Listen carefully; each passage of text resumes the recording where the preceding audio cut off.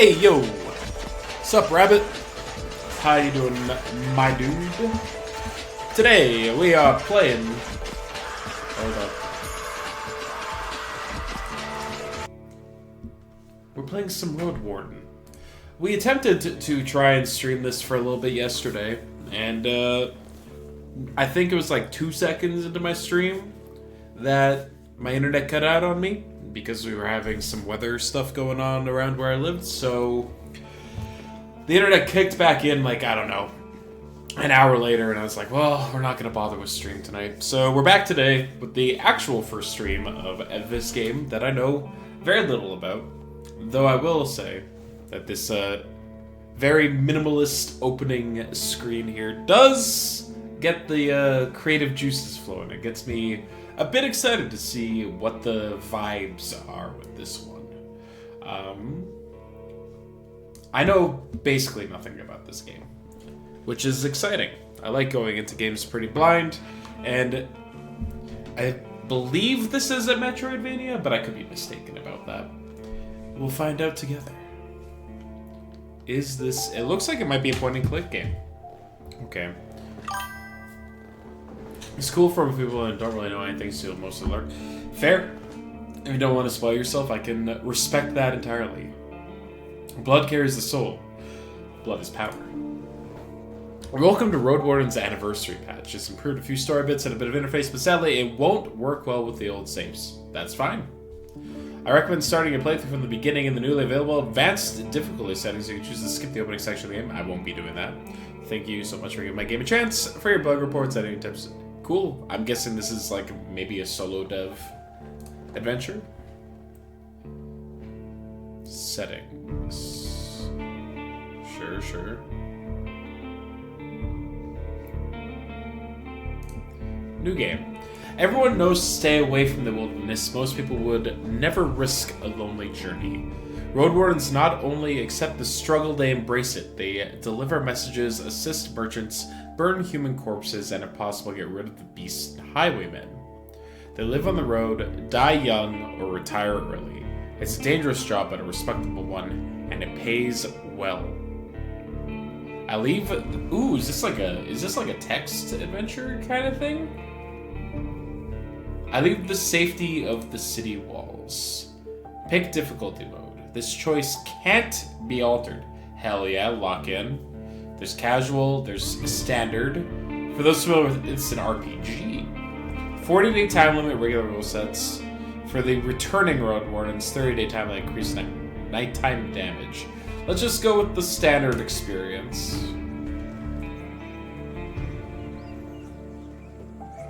Oh my... Okay. This is not what I was expecting. The wall is still standing. There are no wolves around, no stench of blood. Good sign. This would be the place you're looking for. You were supposed to meet with a group of soldiers, but you hear no voices, no sounds of labor. The gate is ajar, but the camp isn't safe. It may keep away the goblins and pebblers, but not beast folk nor trolls, and the night is near. Your health-free breaths heavily. It had a long day. I could just look for another shelter. I need to look around cautiously. I dismount, sneak to the gate. Let's peek inside. I get off the horse and enter the camp briskly.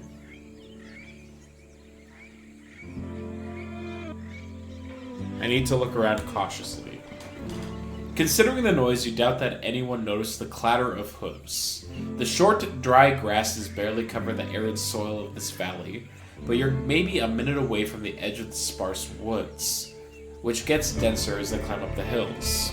At best, this trail has a few more years before getting overgrown for good. Hard to believe it's the only route north.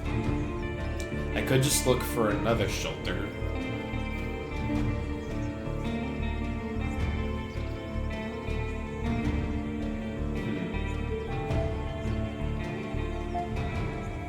Let's peek inside. Oh, I took damage. Your heavy boots hit the ground and the pain of the long ride finally catches up with you. You stretch out, bring your back and legs comfort. All you want now is a table, a decent chair, a nice mug of beer, and some warm stew. With any luck, your axe won't be needed here. Take care of yourself. If you're hurt or exhausted, some actions won't be available to you. The weaker you are, the higher the chance you'll die in combat. 30 minutes before dusk. I feel well. Quick save. Okay. So we can do that like prior to making decisions. I approach the gate slowly. If it's a military camp, it doesn't look the part. Plenty of wasted space. The fire pit is cold. 2 people are sitting at the table, tired and disheartened. They're looking in different directions, paying no attention to one another. One of them is holding a cup. After a moment, you notice the quiet humming. You recognize the melody of a light-hearted drinking song from the city harbor. They don't look like much of a threat I can enter. It takes them a few breaths to glance in your direction. The first person greets you with a wave of his hand. There are bags under his eyes. His beard is messy. Despite his simple shirt, he's wearing durable, decent boots. A mace with a head covered in iron hangs at his side, but he doesn't reach for it. I take a look at the second soul. Just like you, she's wearing a Gabeson, but hers is a bit loose, as if she took it off a corpse. Her head is shaven, as if she's protecting herself from flesh-eating bugs. Her eyes are wary, yet kind. She smiles. Considering the squad was sent here half a year ago, these 2 surely look the part. Though there should be more of them. 8, you believe? Well, we can probably assume something bad happened. I let them speak first. It's nice to see an unharmed traveler in this godforsaken shithole. Makes me just a tiny bit hopeful. The bearded man's voice is strong yet timid. You'll be staying the night with us, I guess. We're soldiers, he and I, adds the armored woman. Her voice switches from half asleep to relaxed. You'll do our best to keep the camp safe, but if you were to take the first watch, it would be a huge help. Travelers ought to help each other, wouldn't you say? You think for a moment. To fully rest, you'd need a good sleep. My vitality's high, and I think I want to like ingratiate myself to these random people. So I will take the watch and maybe make some allies. Fantastic. She rubs her hands together. I don't remember the last time I had more than half a night of sleep. The hours before midnight should be the calmest. Just wake us up if anything happens. The man flashed a wide smile. It's easy to wake us up. Just yell. He drinks from his mug. I asked them about their lieutenant. You wonder how to phrase your question. When you meet new people, you can influence how they perceive you by selecting one of the attitudes. Friendly, playful, distanced, intimidating, vulnerable. I want to be friendly with these people, I think. Though they do, like, the old man seems to be, like, a joker. So maybe I'll be playful back with them. I'm sure you're busy, so if you could just introduce me to your lieutenant. The armored soldier spares you a polite smile. Next time, better schedule a meeting. This place gets really crowded these days. She stands up. She pays a little attention to the sword at her side. I figure you aren't here on a walk. Let's say it's me you need to speak with. Are you a messenger? Did you lose your mount? Or are you looking for help? I'm your new Roadwarden. My horse is waiting outside. Really? The soldier in the shirt leans forward. That explains how you got here in one piece all by yourself. Better bring your beast here as lieutenant. We have no hay, but I bet it dreams of dropping its saddle. A long pause. I'm Tulia, by the way. She reaches out her hand. Is this the type of game where I should be taking notes? I don't think so. I shake her hand. It may be a trap. I gesture for her to stop pretending to be embarrassed. I should wash myself first, but you can call me. They like left their weapons at the side. They greeted me warmly. I'm going to trust them. I'm going to save first, though. What should they call you? Leto is the default name, but as we all know, we are Highball. Her grasp is confident. The shake is slight. Just keep your horse away from the tents. She steps away. We don't need to smell its dung. There's this one issue. The soldier in the shirt also rises to his feet. We have no tent to spare. You'll have to use a blanket or something. No problem. I enjoy observing the stars. You walk through the gate, your mount looks around and snorts anxiously. Not many humans can ride a horse. It's not only taller than you, but also bulky, as heavy as it is strong. You can get into the saddle with a single breath, but most people wouldn't know where to even begin. From every side, it's a wall of flesh. Horses were brought to the Dragonwoods from the conquests in the south. They can trot for a long time, but won't outrun some of the local monsters. Your palfrey needs you to survive, but without it, you too would be lost.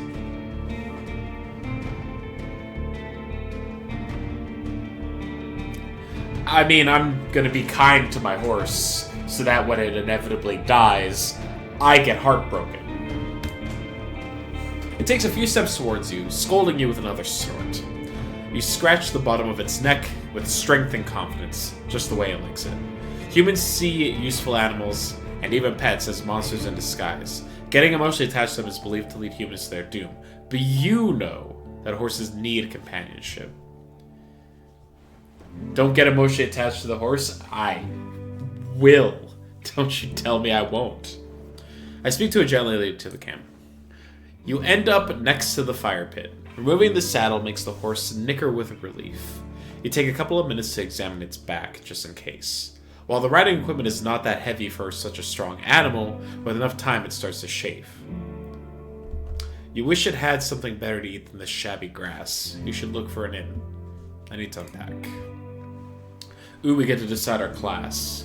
You haven't brought that many things, and you lost one of the sacks while fleeing the Crimson Corpse Eaters. Worst of all, you have no rope left, but maybe the soldiers could share one. Shouldn't cost more than dragon bone. Aside from the travel set, you own a few valuable possessions, essential for your trade. So I could be a fighter. Instead of saving on decent combat equipment, I have a fine Gabeson, a axe made of steel, and a reliable crossbow with quarrels. I'm curious exactly what a Gabeson is. I'm gonna guess it's like a cloak, because that's what we see on our character in like the promotional artwork. But Gabeson. Oh, it's like this. It's like padded armor. Gotcha.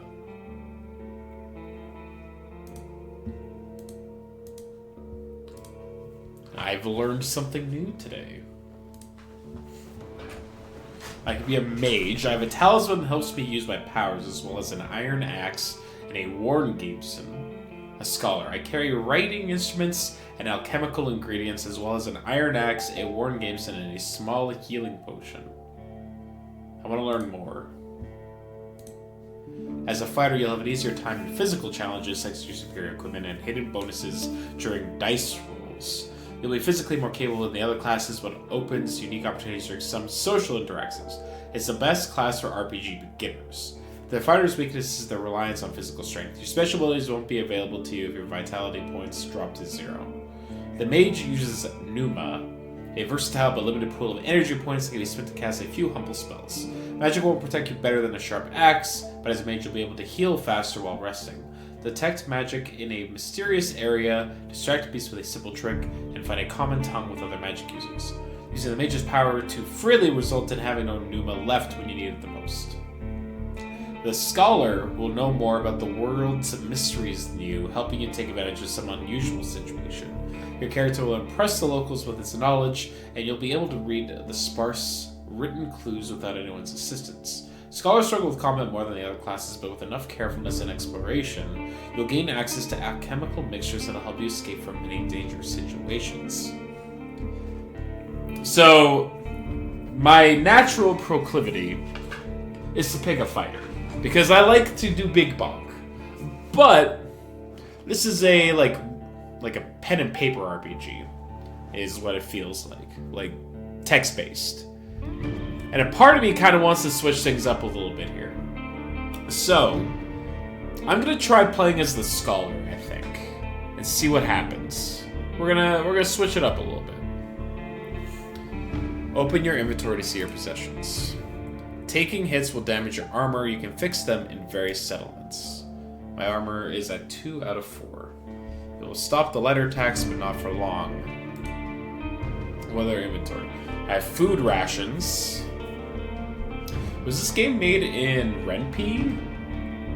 It looks like it might have been. Just like looking at the menu here. That's really cool. Oh yeah, 100%. Okay. You unpack and inspect your belongings. Your water skin isn't pierced. The spare clothes are still here, just in case. You take a look at your wooden bowl and mug. Your cape, tinderbox, bandages, food rations, knife. Nothing special or too cumbersome. From time to time, your routine helps you avoid mistakes, but this doesn't make it any more exciting.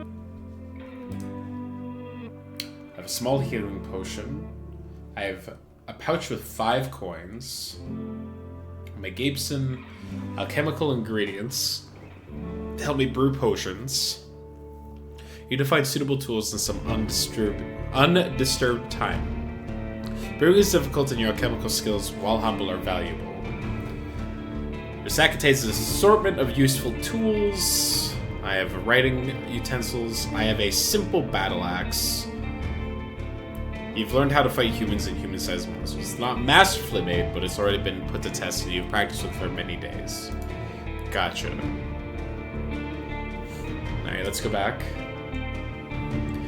They're at the table again, observing your beasts chatting between themselves. Your stomach growls at the sight of them eating out of wooden bowls. One more bowl was put at a previously unused end of the table. You can sit down on a tree log. I enjoy them and take a look at the meal. I thank them for the meal, but I don't want to eat with them. I sit down and ask Tula what she can tell me about the area. I am going to take the meal and I'm going to talk with them. Nourishment is another stat, okay? Your experience, no penalties, or bonuses. Keep your stomach full will make you stronger. Starvation won't allow you to restore vitality while resting. You can find your supplies in the inventory. It's cold gruel, the meal eaten in times of hardship. This specific bowl is filled with water, hog millet, some strange-looking cereals, and blueberries. Welcoming you with a meal, even a humble one, is beyond their duty. Soldiers live with and for their companions, constantly on the move from one part of the realm to another, making sacrifices to protect their group as they face dozens of hideous creatures. Their lives are filled with discipline, hardship, and camaraderie. Roadwardens, on their hand, learned how to work by themselves. They seldom engage in open combat, patrolling the same roads for years. They help the settlement stay in touch, but also maintain commerce, settle down, forge friendships. When there are no laws to follow, they use their own judgment. Different responsibilities, different lifestyles. I eat quickly, not focusing on the taste, and speak with Tulia. Whoop. It's easier for you to overcome physical struggles. She's focused and chooses her words carefully. She looks away only when she gathers her thoughts. I'm afraid I could tell you less than I would like to, and less than I should. She nods toward the other soldier. As you can see, there's not a lot of us left. At the beginning of summer, there were 8 of us, including our previous lieutenant. 5 are dead, 1 has run away in tears. We're also strangers in this land, adds her companion. Any piece of information might help me do my job. The man leans forward, his legs shake nervously. He sounds like a kid asking a bard to sing one more story, tell a joke, or do a magic trick. Whatever it takes to escape from boredom. His untrimmed beard hides a much younger face than you originally thought. What do the officials tell you? I expect not that much. No soul governs these lands. I share what I consider to be relevant. We tell the soldiers how little guidance you've received, since this area is too far away from Hovlavan to keep it... No? Okay. I thought like maybe if I clicked on the highlighted word, it would give me like a closer look at it, but seems like these are just important names to try and remember. You were warned that it's Since this area is too far away from Hovlavan to keep it under control, you were warned that it's untamed and unknown. Who knows how many villages, bandits, or monsters may be found in these unmapped hills and forests. From time to time, new people come here to look for boundless opportunities. Most of them never return. Do they turn into walking corpses, or find what they're looking for? No soul could tell me, so I was looking for your guidance. The lieutenant drinks from her cup and crosses her legs, ankle on knee. Seeing her chair makes you doubt she'll ever find a comfortable position. Where should we start? Before I continue my journey, I need to ask them about the peninsula, the Roadwarden, and the road. What should I know about the peninsula? I'll tell you what I know and you be the judge, says the lieutenant. How long did it take you to get here from the city? On a decent palfrey, I'd guess it would be 3-4 days. When you confirm, she continues. From here, you can reach the coast in about a day as long as you don't make any stops. Do you know the situation? Why no ships can get here? You nod. The sea route allows Hovlevan officials to keep in touch with the coastal villages, collect taxes with the soldiers, collect lumber, deliver tools. But maintaining order on a wild coast, such as this one, is like filling the ocean depths with coins. Because of the rocks, you can hardly stop a ship 5 miles from the shore, and the boats can't get much closer. She nods. I don't know much about fishing, but there's not that many people living by the shore, and they don't crave to stay in touch with the city folk. As she pauses, her companion carries on. No soul from the north ever came to the camp, but when we travel to the roadside inn, pelts of the north, they're happy to trade, and to play dice. Why not just stay at one settlement? The man clears his throat. I mean, you know. We're to guard this road, this camp is our post, and, well, he turns towards Tallulah. She lowers her voice. Don't take it the wrong way, Highwell, but are you a devout soul? Like most Sith folk, I believe that people should unite their strength to overcome the threats of nature and dark magic. Everyone will be judged for both good. I'm part of you. Nope, I am not. For many years, I've supported a monastery that does its best to advance mankind's spiritual growth, artistry, herbalism, and magical research. I follow the teachings of an order of truth. I'm from a small village where the freedom of a shell, pneuma, and soul are the many virtues of life. My community is unique and independent, and so are its members. I have a place in my fellowship.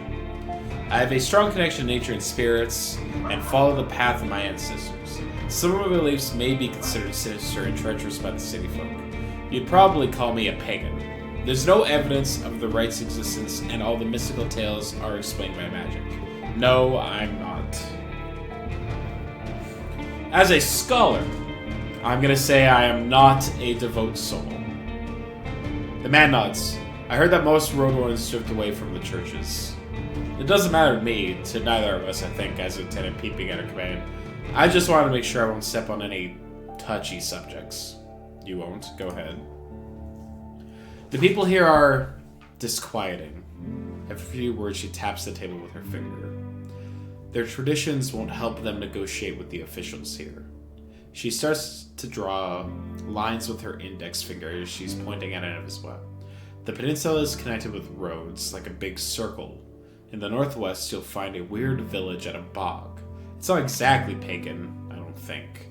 It even has a priest who claims to be an eremite. You nod. She means a fellowship. They do crazy shit, her companion chips in. They use the dead to cut down trees and dig into soil. Once I saw it, I begged to never return there. I see. You've heard tales such as this one since you were a child.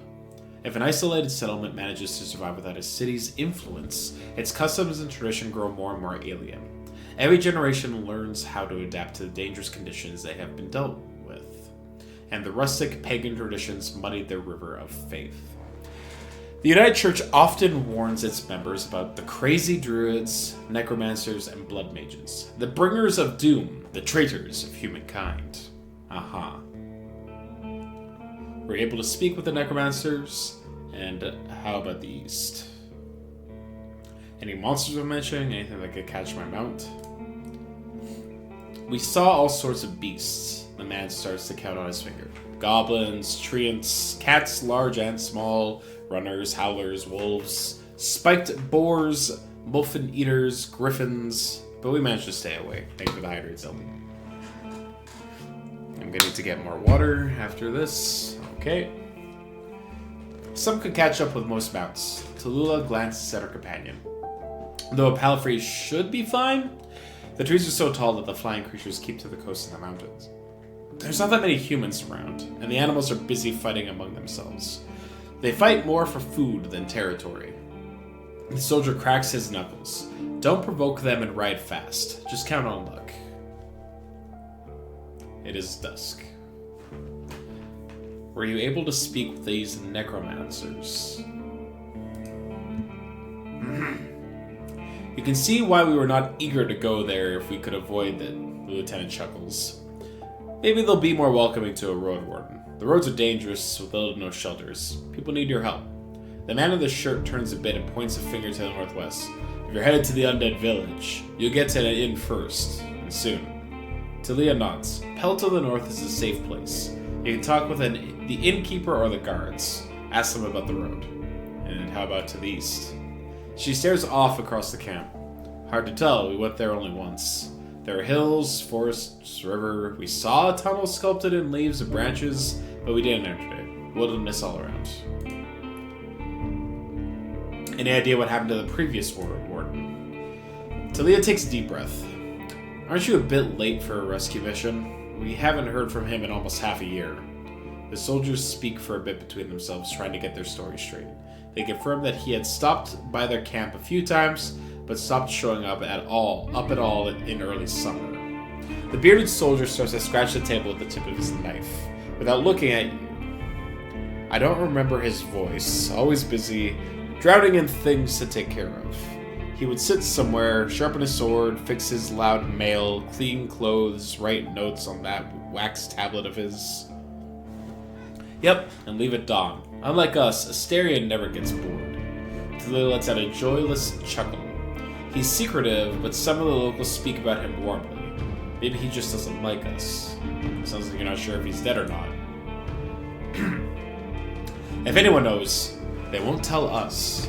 Maybe someone is keeping him in a basement? The man carves with passion. We haven't seen him or his Saurian? Something ate them, I bet. The officials have hired you, right? They don't expect him to return. Richer road wardens often use four-legged, meat-eating Suarians as their mounts. They have to be tamed and trained since they're hatching, but unlike horses, can easily defend themselves from many monsters. At least your palfrey is fast and reliable and won't suddenly sink its teeth into an innocent bystander. Or passerby. Do you know what he was looking for? Maybe he left you a message? Neither one of us had any insight into his dealings, said Talia. My predecessor left me no clues. We also took a look at Asterian's stuff. Wait! She raises her up. I almost forgot. She stands up and heads to nearby tent. He has kids in a village near Hovlevan. I was planning to take all his things there. A pouch, a second spear, a decent bow, some potions. Quite a treasure, she got you, but I would much prefer to bring them the truth about their father. So you want me to find out what happened to him in exchange for his stuff? Here's the catch. She dusts off the hilt of her sword.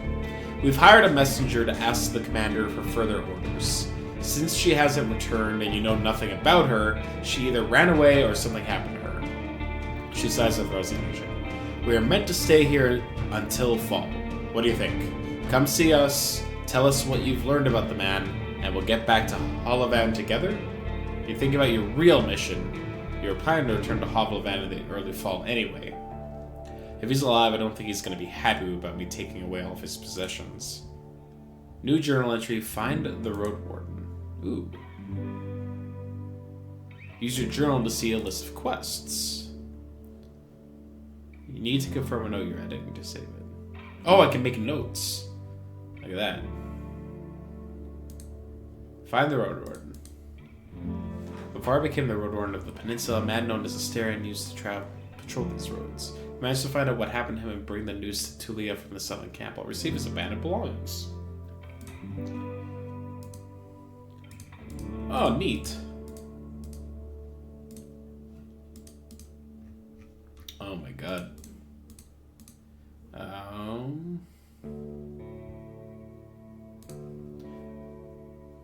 Saurians is a term as vague as monkey and covers a vast range of four-legged creatures that resemble small dragons. Some of them are hunted for meat, especially small ones, while the larger ones often attack humans. They'll prefer heavier animals that can satiate them for longer. There are many tales about the unique abilities that some of their groups may possess, but they are among the lesser understood creatures. There's still more to learn about. Oh! This updates as you, talk to people. Whoa.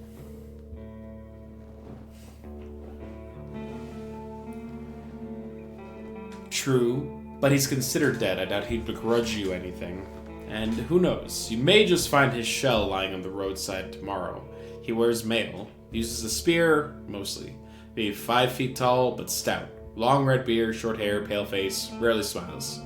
She glances at her companion, but after he adds nothing, she sits down and stretches out her legs.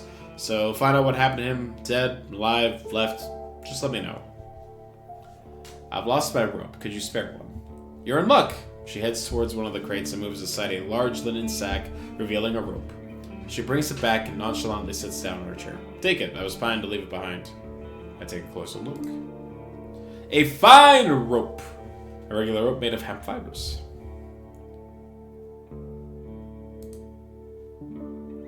I could offer food in return. She's just giving it to me. It's fine. What happened to your squad? The man shrugs. Bandits happen. And monsters. A strong band, though, his companion chips in. When we got to the peninsula in spring, we had some people living in this camp. Lieutenant decided to avoid it and look for an end. We had to travel through the night for a bit. The bearded soldier scoffs and crosses his arm but carries on. If he had decided otherwise, we would all have died that day. The innkeeper explained that the camp is a trap, that the armed ones pretend to be soldiers, stay there at night, lose everything you have. Sounds like slave hunters. Talia sighs. Very much so.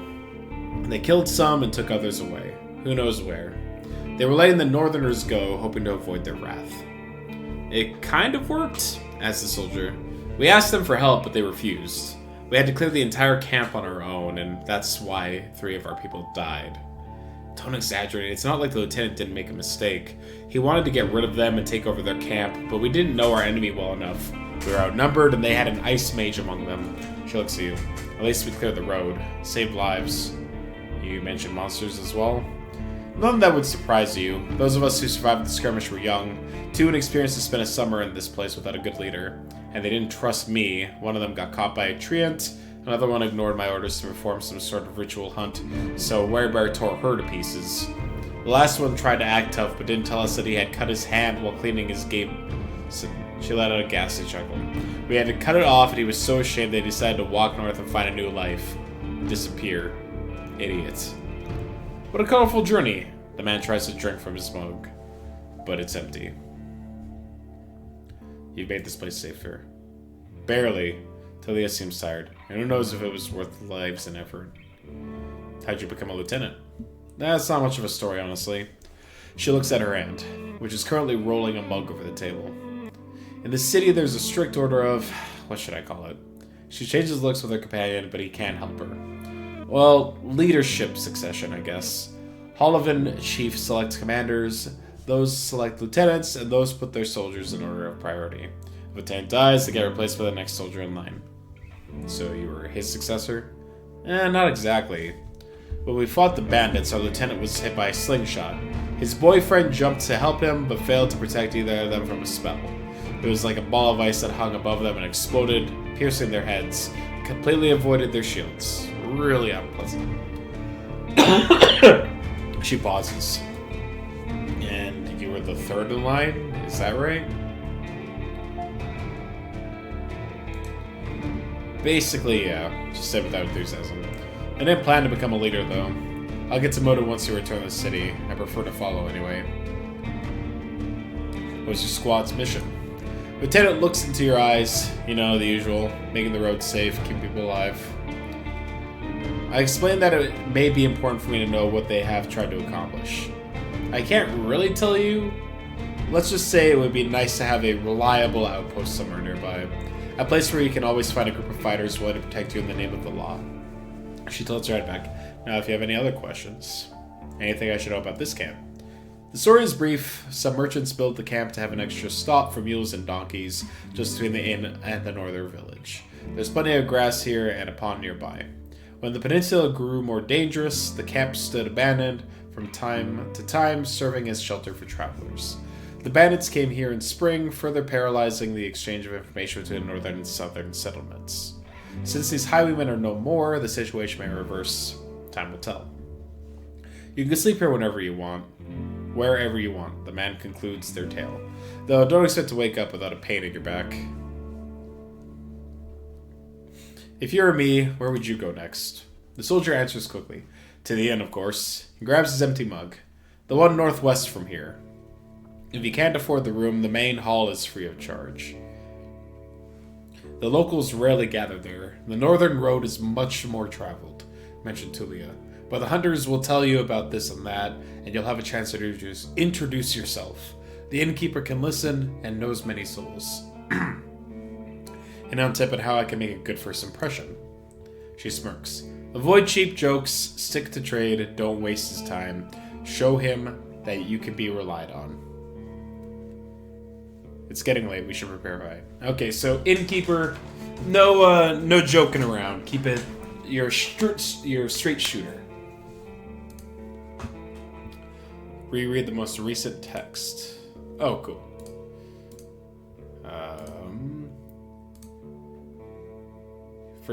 Cool, they let you keep track of that. Thank you for your help. Appearance. You won't get much cleaner without a proper bath. Stay tidy to have a better chance to influence others. Gotcha. Don't look like shit, and people might be nicer to you. Lesson to live by. I prefer to watch. The soldier is eager to guide you. Just observe the area. There's plenty of griffins around, though they won't try to jump over the palisade. Probably. Better watch out for the apes. They climb up and carry out any food they can find, and there's this one really loud were-elk that keeps smelling the wall, though it has never tried to get in. He points at a gate. The lieutenant and I will block the entrances. They're quite heavy, so if anyone comes here looking for shelter, better call us to help you out. And if this someone is being chased by wolves or anything, better throw them the rope instead. He scratches his head. If it gets cold, feel free to make a fire, and the best place is on the watchtower. You may want to put a blanket there or something. The watchtower? He gives you a long puzzled look. Oh, here. He points to the pile of crates. Just climb up the tallest one. You'll get a great view of it at the northern side, the more dangerous side, and also, I know you're tired after all that riding. He points at the tent on the other side of the camp. I can have a couple hours sleeping on the ground if you wish. Go there after me and rest, just this once. At least I have a pallet inside. Thanks a lot. It's nighttime. You put your blanket on the tallest crate and sit down. The night is warm, but the sporadic summer breeze brings gentle refreshment. From time to time, your back aches. You have to force yourself to keep your eyes open. The light of the moon helps you focus on the tall grasses. For most of the time, you spot smaller critters and birds, but there are exceptions.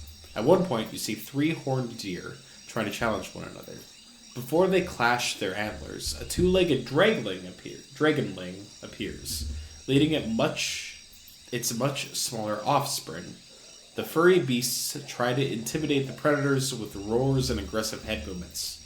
After a few moments, both sides walk away slowly, not willing to risk the fight, nor to admit their defeat. I don't let it distract me. I keep looking around. You hear the death screams of distant prey and the mating calls of monkeys. Runners are chasing a gray hare. A group of musk oxen lazily chew the grass, preparing themselves to sleep. A dusk fox is running together with a lynx, making playful screeches. Thankfully, you never have to intervene. You just sit there, watching the not-so-distant forest, trying to outlast your sleepiness. You can only guess how much time has passed. Once you feel you've had enough, you climb down and go to a tent, waking up the bearded man with a couple of words. You confirm that nothing important has happened. I gather my things and squeeze into the tent. I use my bag as a pillow, put my blanket on the pallet, and cover myself with a cloak. Sleeping in a tent is not the stuff of dreams, but it's a much welcomed rest. The pallet keeps the cold soil away, the moonlight saves the outside world from the eerie gloom. You listen to your own breath and find a comfortable position. Your job starts tomorrow. I focus on the real goal of my journey. The Merchant Guide wants to take control of this realm. The Merchant Guild wants to take control of this realm. Your wardening duties are secondary. First and foremost, you need to explore the peninsula. Learn about the territory, resources, and threats.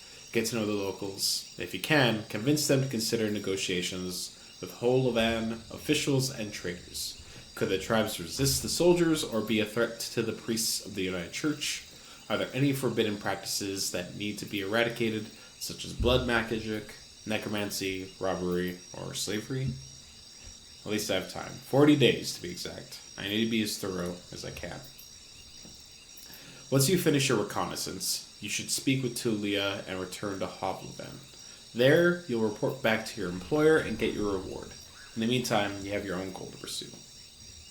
I need to gather some extra coins so I can save my sibling from debt collecting. Oh, I get to choose my backstory. I need to collect extra coins so I can retire early and live in prosperity and safety.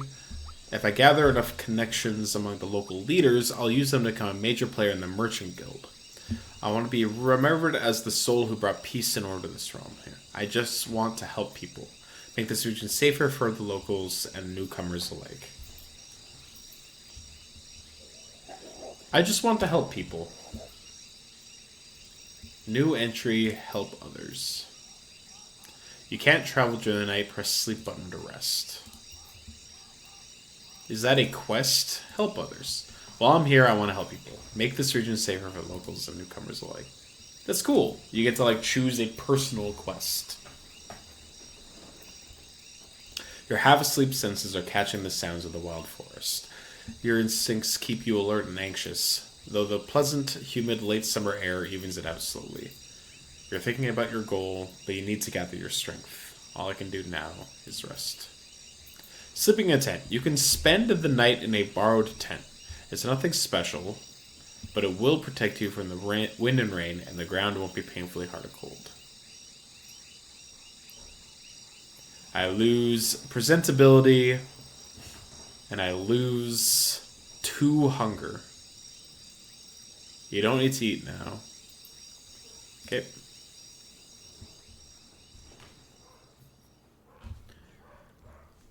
People are hesitant to trust you. Your face is dirty. You won't restore health while sleeping or resting.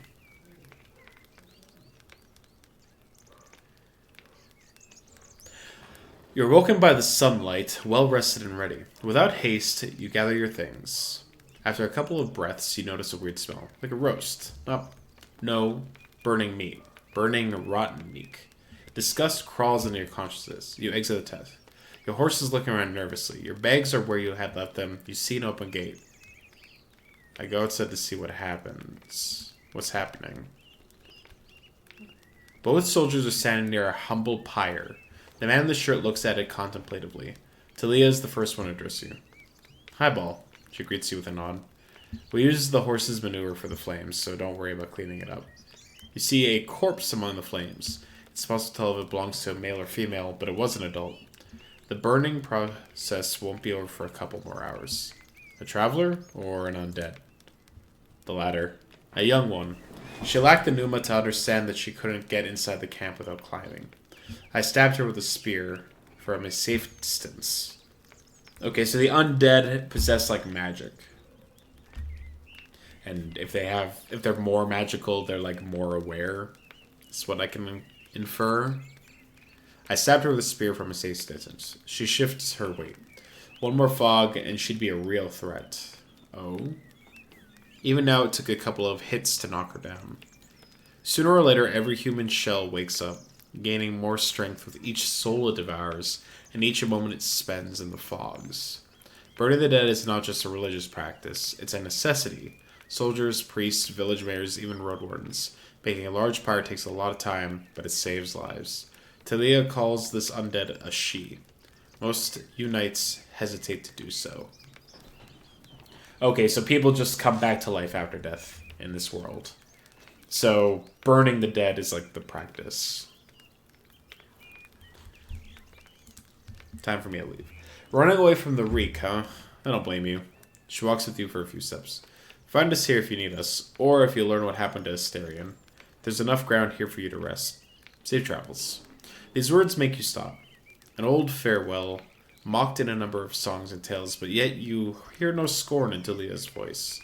You wonder how many acts of kindness like this one you're going to experience in the days to follow. She returns to the pyre. I prepare myself for the journey. Use the travel button to see the map and move to another area. You somehow miss the fact that your mount is already saddled and warmed up. You double check the equipment, but you don't need to fix anything. The soldiers were diligent. Normally, preparing any palfrey for a long journey takes a lot of time. You put on your gabeson and make sure that your axe is tightly attached to your belt. Then get in the saddle. The palfrey knickers, ready to leave. It's time for you to get to the crossroads. North from here. Travel forward to continue your journey. Once you've done with the north, speak to Tilia to return to Hollowin. Tilia's camp. Military outpost surrounded by a wooden wall. Set in the middle of the valley. You're currently here. Let's travel north. We need to go northwest, I believe, is to get to the inn. Even at a later hour, you wouldn't expect to meet any travelers in the valley. The warm summer breeze lures your mount forward, but the serene chirping of birds is quickly replaced by the distracting screeches and gurgles coming from further down the path. You soon find the pack of four-legged griffins. They're larger than foxes and merge the features of birds and furred beasts. Each one is of a different size, coat, and color, and their temperaments are just as varied. Their fronts are covered with vivid feathers, while their rears have darkened fur. Their wings are massive, making them impressive jumpers, but they're too heavy to fly. About 24 beasts are yelling, brawling, and chasing each other around, blocking your path. Consider my options. You can enter the forest blindly. You can't enter the forest blindly. If these or other creatures were to chase after you, the thicket would be disastrous for your horse. There are reasons why travelers stay as close to the main roads as possible, and why adventurers move in groups. Usually the safest approach would be to stay where you are and just wait for the pack to get hungry. It may, however, take up a couple hours. You're thinking about your conversation with Tilia. You got a lot to do, and time may be of the essence. Your education can be used here. On occasion, you can use your scholar education to unlock unique interactions. I take my axe and hurry the horse. If we ride fast enough, we should be fine. I mix black powder with gladden that grows nearby, and the dried skunk soren from my bag. Once I ignite it and throw it at the griffins, they'll scatter. Learn more about your abilities in the character sheet. Knowledge. You're literate. Your education helps you solve many mysteries. You have access to an alchemy table and proper ingredients you can brew useful bombs and potions. Most city folk feel aversion towards black powder, and you touch it with great care. The odor of the plants make you feel dizzy, but what's more important is that the griffins have a wolf-like sensitivity to smells and noises. A few of the beasts turn their head towards you as you approach the pack with a bag in your hand. You ignite your missile and throw it forward. At first, the creatures surround the source of smoke, but then growl in disgust, even putting their beaks to the ground. They flee, allowing you to continue your journey. Hell yeah. 14 hours and 15 minutes before dusk. Day 1, 39 days before autumn. So we have 39 days, is what the game told me. I climb on my horse and cover my nose. I really need to find a proper alchemy set. Oh. I'm at the first crossroad. Got an achievement.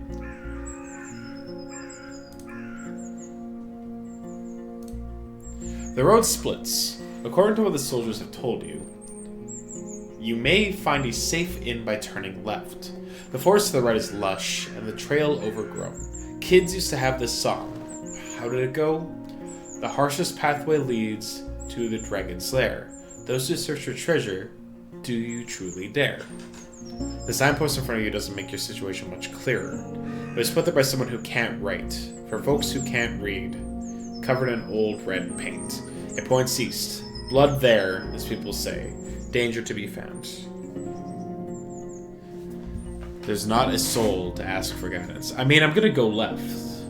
I look at my horse. What's my horse's name? Oh.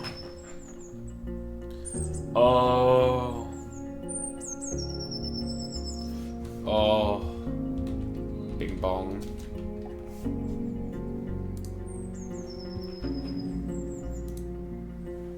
Bing Bong is peaceful as you stroke its mane. Maybe it can't help you choose a path, but you've spent many years together. Happy to go on. It takes a couple of steps forward.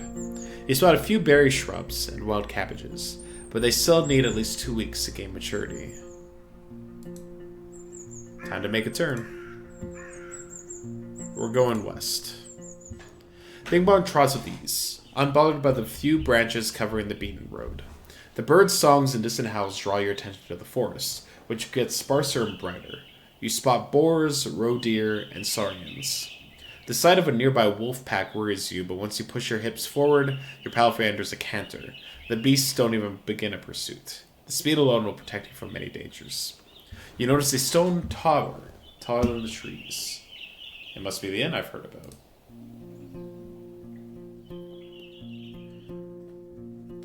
Inns like this one fit the regions traveled by merchants. But you wouldn't expect a place of this size in a forsaken peninsula. The stone and lumber must have been transported from far away, and the workers, guarded by expensive mercenaries, surely lived for many seasons in a primitive hamlet, subsisting on salted supplies. There are seemingly no cracks in the wall, and the building was whitewashed only a few years back. The road is wide and beaten. Dozens of souls could hide, if not in the buildings, then at least in the yard. The expenses and labor put into this fortress were worth many trading ships. 3 armed people are on the ramparts, though you only see what's above their waistline. They're leaning on the parapet right next to the gate, and you think you notice a glimpse of a smile. They wear gabesons, each one of them dyed differently, yellow, green, and linen gray. I approach the gate. A woman in yellow armor leans forward. She has long, curly, disorderly red hair, pointing in every possible direction. This combination of colors doesn't work at all. In the woods, one would have to shout to draw this much attention. There's still a fair distance between the two of you, but she speaks loudly. I haven't seen a horse for years now. I just said that it's weird to see such a large jackass, huh? Her voice is young and strong, with an accent that reminds you of the villages spread around Hovlevan. But no jackass would wear a saddle, I'd say. She exchanges a few words with a male guard wearing green, giving you time to move closer. Well, this one here says there really are donkey saddles. Say, traveler, how hard is it to ride a horse?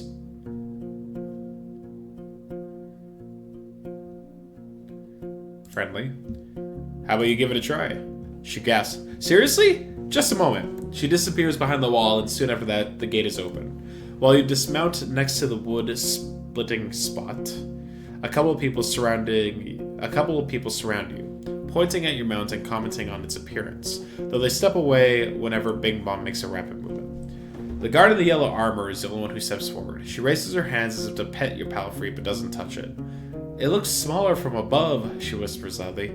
How do I even get up there? It's not easy when you lack confidence. Better use a stool, or I can help you. She touches the animal, which pays no attention to her presence. Now I'm really scared. She contradicts her words with a gentle smile and shining eyes. Maybe I should wear something lighter. You nod and engage in a bit of a chit-chat with the entire group, discussing what it takes to take care of a horse. Finally, the red-haired woman leads you under the roof where your palfrey can rest, tethered with a cord to a wooden post, near some old hay. Once you're ready, go inside, speak with our boss. Maybe you're hungry? The other guards return to various chores. They peek at your mount every now and then as they're splitting firewood, cleaning their clothes, weeding the garden patches, and moving chairs. 2 of them are making a rope. You head toward the inn, hearing the piercing scream of a boar from the other side of the yard. Sounds like dinner's being made. If you're at an inn in the morning, you can spend the entire day on resting. Huh. The local windows make the air stuffy. The locked windows make the air stuffy. And the weak fire in the stove hardly lightens up the hall. A muscular man is sweeping the floor near the stairs, but after he glances at you, he leans the broom against the wall and heads to behind the counter. You're lucky to show up. His voice is deep and soft, with a city-like accent. He observes you with a keen attention, yet avoids your eyes. I have a keg of decent ale, wormwood, bogmiter, juniper berries, cat's foot. He fills the mug carefully and puts it on the counter. Let's go to school soon. Today, maybe. We don't drink here before the evening. I hate to see the good stuff going to waste. His skin is dark, almost purple, rare even among the southern tribes, and his hair is naturally bluish. His clothes are quite fancy for manual labor. The elegant tunic wouldn't stand out in the city square. I sat at the counter. The planks let out a creak after every step you make, so you slow down a bit. You could swear the innkeeper made little to no noise. Here you go. He pushed them up forward. But just so you know, my pill to the north doesn't belong to Hofleven. You can sleep on the floor if you wish so, but if you want a better meal, you'd have to pay. We may have some leftovers from dinner, but I'll need to check. Thanks for the drink. I see you know how to make friends with the Roadwarden. He meets your eyes with a puzzled look, then grabs a wet cloth and starts to wipe down the shelves. From time to time, your conversation is interrupted by splashes of dirty water in a wooden bucket. Well, nothing's truly free. I have worked for a soul of the road, but I don't need a new mouth to babble. He speaks slowly yet audibly. I value my time. You should value yours. I drink the ale. The dark room and the wooden walls of the mug make the liquid look as brown as chestnut. The Leon spring hits your nose, and the first sip is even too complex, too flowery. While the brewer has used fancy ingredients, the exotic licorice ruins the aftertaste.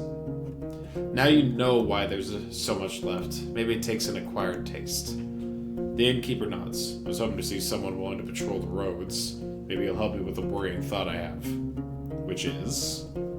there are brigands in the woods. The place is a stronghold, so I'm not afraid of an open strike. But they've gotten more active in the last 2 years. One day they may steal our furs, and I've no doubt they are the reason why merchants come here only once. Having bandits around gets expensive. He rubs his hands together, camouflaging his paws. I want you to reach Howler's Dell, northwest from here. It's the largest settlement around. I'm sure you'll get there sooner or later. Ask Thias, the mayor, about Glaucia? That bloodthirsty wolf of a woman. I've heard rumors about a raid in the north. If Glaucia is ready to break the truce with the locals, I'm willing to join forces with them to get rid of her band. He looks at a nearby dragabout. Not too difficult, right? Just do it when you have a chance. A couple of days won't make much of a difference. I'll pay you 2 coins when you get back to the news. Fine? And am I winning some? We're role-playing. This is a text-based RPG, which is not what I was under the impression of when I bought it. But it seems to be very well written, and the ambience is quite good. Ew, you're a D&D player, don't lie.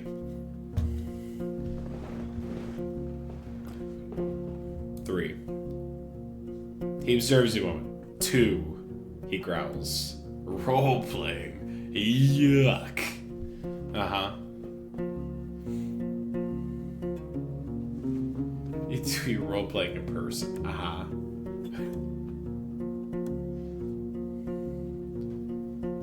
Do you have anything you'd like to buy? You pull out signs and keep your shade. I don't need those, nor could I sell them to anyone. I'd rather make coins than waste them to bring me something of value. Like any good self-respecting nerd, you're right. You're so right.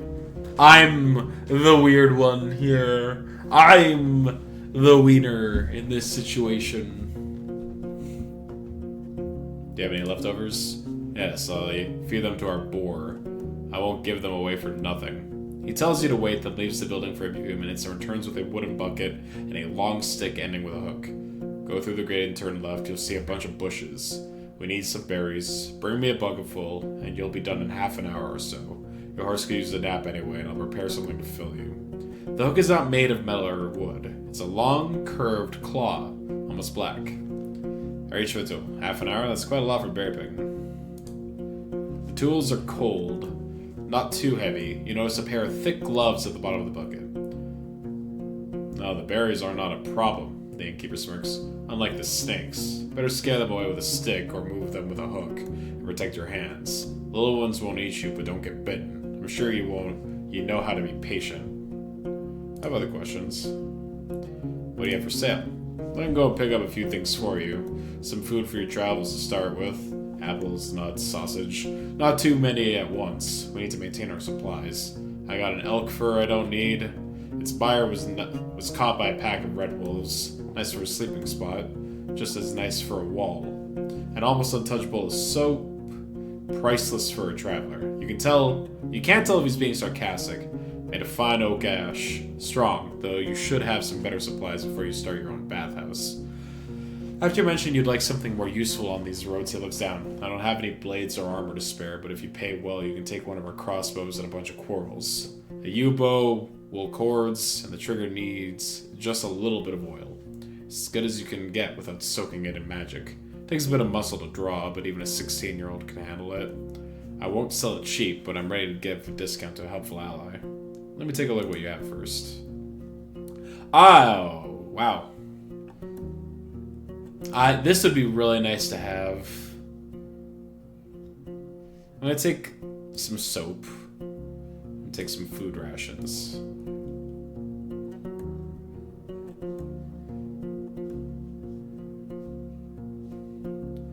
And then I kind of really want to get this fur because that'll make sleeping better for me, I assume.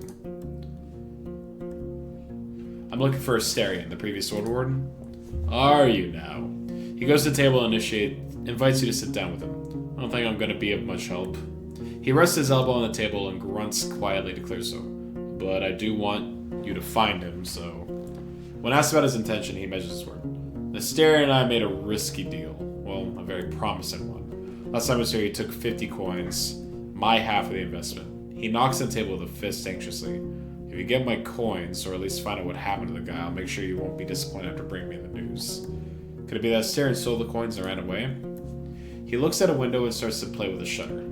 I just think Asterion ain't the kind of soul that would do such a thing. For him, it wasn't much of a fortune, and I'd risk saying he had earned my trust.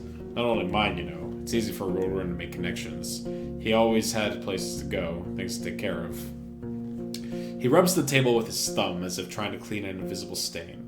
I've asked travelers. I've spent a couple of my pals to find him. No real news. I know he stayed in the White Marshes for a day and was meant to do something for the people there. It's a village in the northwest. Just stay on the main road until you reach the bogs, then enter them. You may get there before dusk. So let me know once you find anything. We may yet return to this whole investment thing. What can you tell me about the peninsula? What could anyone say? This place doesn't even have a name. Unless there's an old book in an archive that no soul knows about. You know what I'd call everything from here to the coast? The hunting ground. He glances at your eyes. But it's not us who hunt. Keep that in heart. But the beasts in all shapes and forms. His words gain confidence slowly, which is strengthened by his deep voice. I've lived in this inn for over 10 years now, and I've only seen a couple of roads. A couple of places. It's just, once you get here and you see how harsh it is to hit the road, you have only more reason to stay at the warm stove, behind a wall, even if it's suffocating. He looks toward the woods. I'm sure you've heard a lot already. That the people don't build hamlets anymore. There are no more ibexes from the south, and the traders stay for only a few days. All of our iron is used for cauldrons, not swords or tools. What will I find traveling west? Well, there are hills nearby. Then you'll find a village, maybe an hour away from here. It was destroyed by beasts almost a decade ago. Nothing to see there. The goblins live there now, so most people just travel around it. And they say it's haunted, but who knows, who cares. He crosses his arms and starts to sway back and forth, gathering his thoughts. You get to a large tree on the edge of the swamp. For the locals, it's sacred. You're not used to hearing someone mention pagans as if there's nothing unusual about them. There's a small path south, which leads to an old mine in the mountains. Nothing fine there, but keep riding north and you'll find Howler's Dell, set at a clean brook. Farmers live there, and Mouflons and Druids. They'll let you stay for a night, but they're not cheap. If anyone thinks my prices are bad, it means they ain't been to the Ale Inn yet. He lets out a gentle smile. I'll smile politely. I know only a bit about the next settlement. Old Pagos. The soil there ain't too fertile, so they work in the quarry and help other settlements build things in exchange for crops. The forests and hills there ain't too harsh, but seekers have a small monastery nearby in the mountains. I don't care much about them. They keep to themselves and they don't pay well. The third village is unknown to me. White marshes set at the bog. I've heard it smells like a griffin's lair. I've heard a lot of nasty rumors about the place, but I won't share them. I don't want to be a lie spreader. So 3 villages, really. Howlers, the one near the monastery, whatever it's called, and marshes. Don't let their beds and parades fool you, though. Weird people live there. Don't tell them more than you need to. You wonder if there's something you should tell other travelers as well. Are the eastern roads as rough as I heard? Pretty much. Don't leave the main road, I'd say. Not so far from here, you'll find an old dolmen. A few of my people had to spend the night there, and monkeys stole food and God from their bags. It wasn't their fault. One of them had fallen asleep in the middle of his watch, but, you know, the eastern forests are wild. The roads are rough, almost no souls live there. One day all these roads will be swallowed by trees again. The furthest my team has ever gone was the home of the Enchantress. Just stay on track until you reach the crossroads, right near an abandoned watchtower. From there, turn east. You'll recognize the place. It's a nice home in a lonely meadow, surrounded by a wall. He looks toward the closest window, then at you again. Kind of like our walls, but simpler, without coating. She lives as a hermit. Eucodia.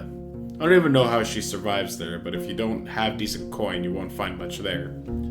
So back to the crossroads. If you turn left instead, you'll see a road. People stay away from it. It connects the tower and the monastery, shortcut between the two sides of the peninsula. I was warned by the locals not to use it. It already belongs to the beasts. You ever been to the North Coast?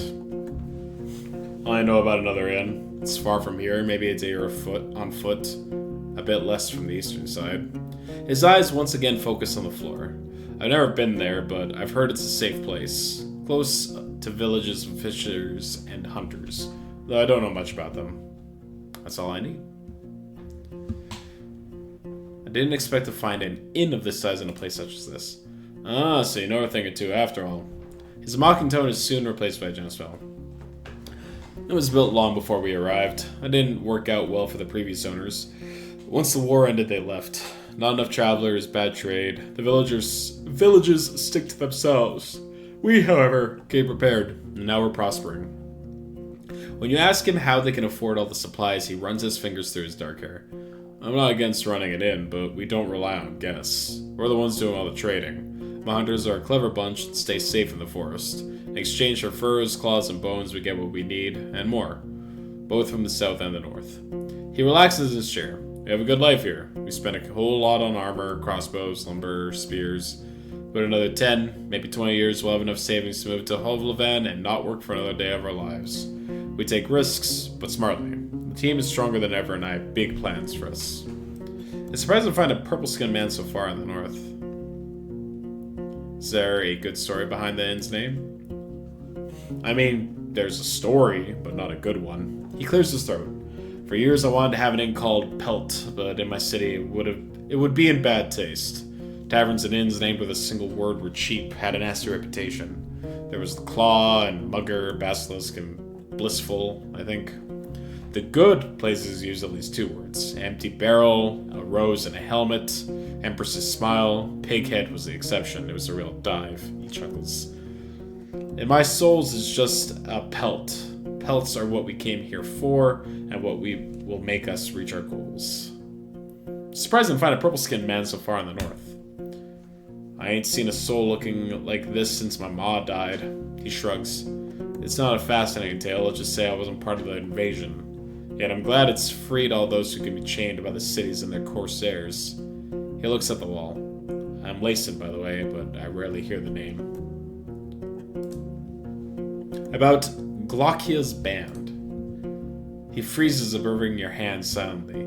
He wants me to get the answer from the mayor of Hausen. I'm on it.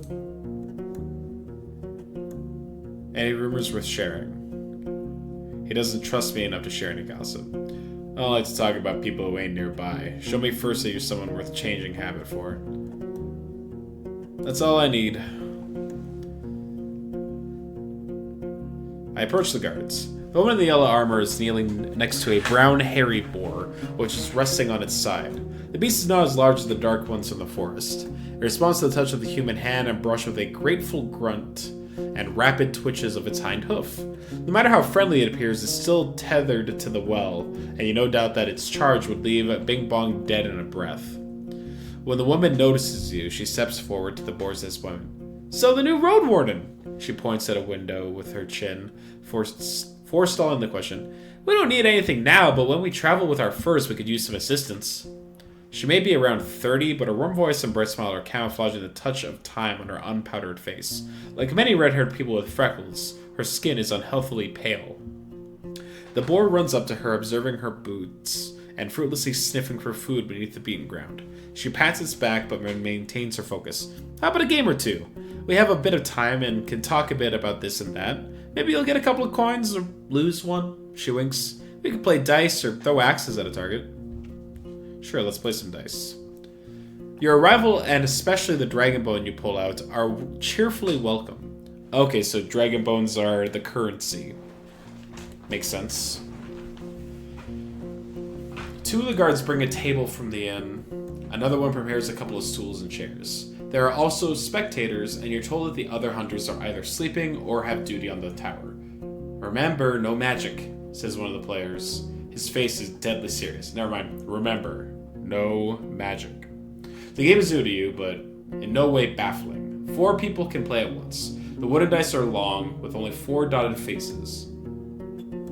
They're long. So they're like meant to be rolled. I see.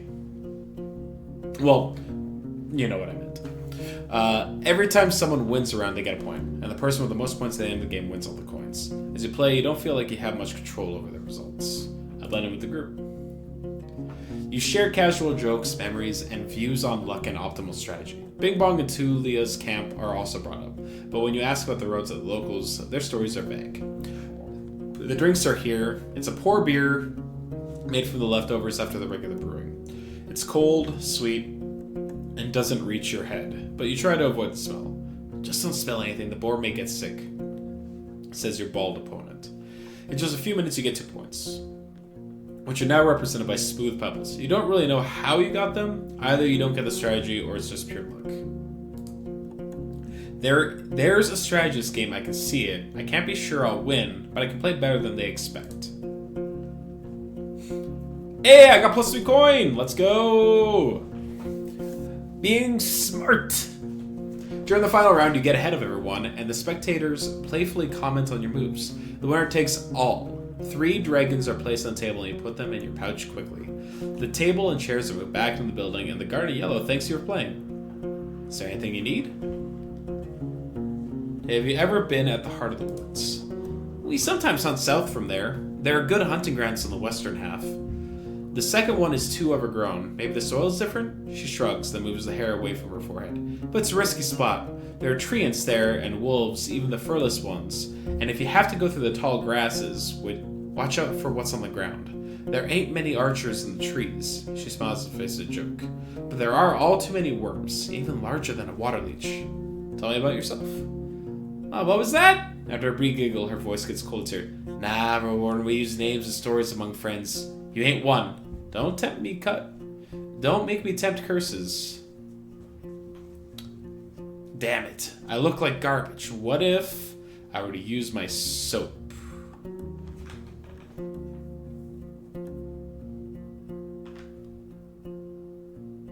I probably need to be at a place that, like, I can actually wash myself. Bing bong! The innkeeper has asked me to forage for berries. Oh, don't worry about it. Usually we forage by ourselves, but he won't ask you for a dragon for a meal. He gives small jobs to people all the time, just to see who agrees to do them. Wants to judge who's of use and who's too proud for their own good. If you've agreed, be sure to get those berries today, and don't try to take his tools away. He hates thieves. Okay, hold on. Is it listed as a quest?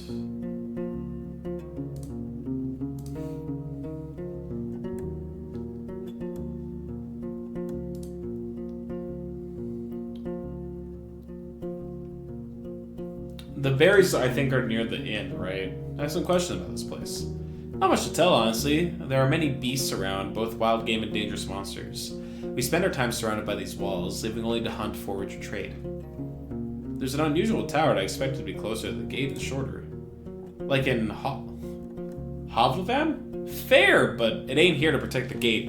This stronghold was built long before we moved in, and not to fight off humans. The tower is meant to be used by those who observe the deep forest. We'll look out for fires, dragons, and any winged creatures that are looking to roost on the roof.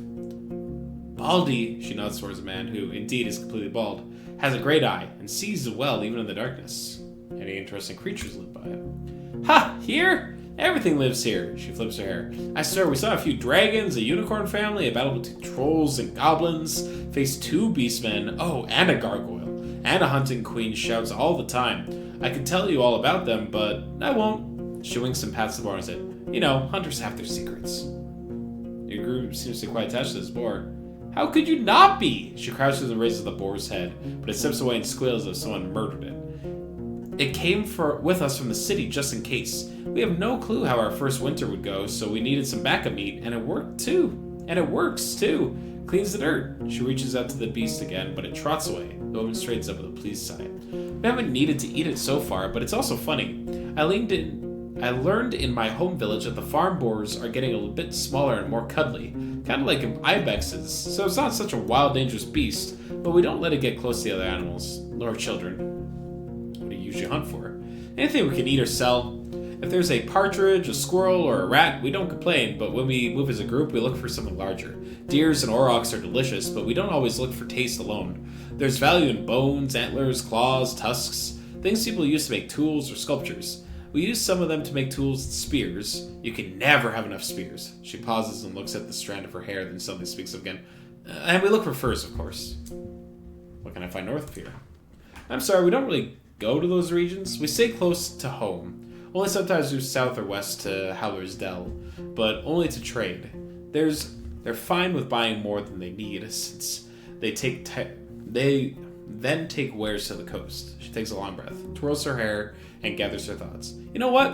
I've never even seen a beach, and I've been living here for how many more than 10 years now? She giggles. The other part of the sea I've seen was the old Pagos, which is placed on a hill. I never put a toe in salt water. She looks toward another huntress who confirms that her experience is the same. But old Pelgeos is a good place. As long as you don't mock their order and act nice, they'll also be kind. Boss says they're too serious for him to stand them, but at least they don't bite without a reason. Heard anything about the necromancers? It's something new. Her voice lowers to her. I've never been to the White Marshes, but over the years we've seen people moving away from there south. They told us that the place has changed too much. A priest died, I think? And a new one's awakened the dead. Sorry, Roadwarden, that's all I know. If she's saying something, she sounds convincing. Thanks. I'm looking for knowledge about wild creatures. Well, I told you our knowledge is valuable. I don't know. She looks at the boar, which seems to be obsessed with a clump of grass going next to it. 15 dragons, so less. Is there any discount for friends? Well, depends on the friend. She gives you her info. Let's say 14. If it's too much for you, maybe ask me after you spend some time around, show us what you're capable of, or play dice with us when you have an hour to spare. These folks here, she starts to whisper and point with her thumb at the guard's behind, they crave gossip.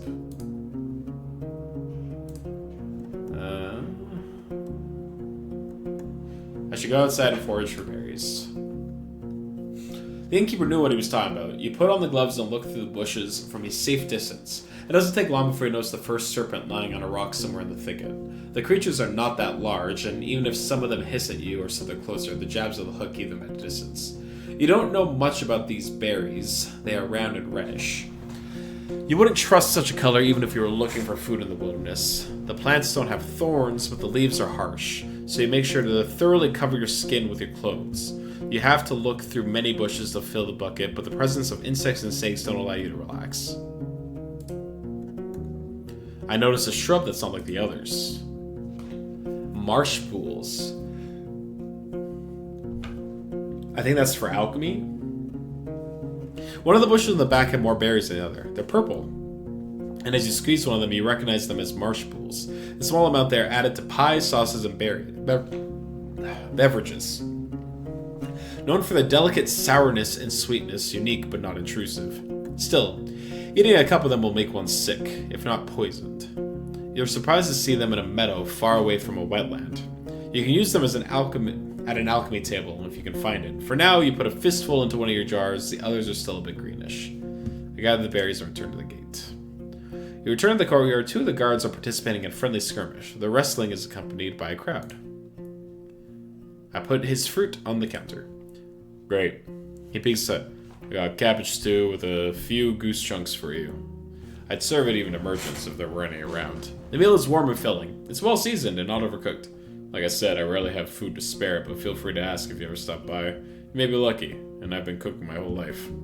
Thanks. And how that old hook of mine work out for you?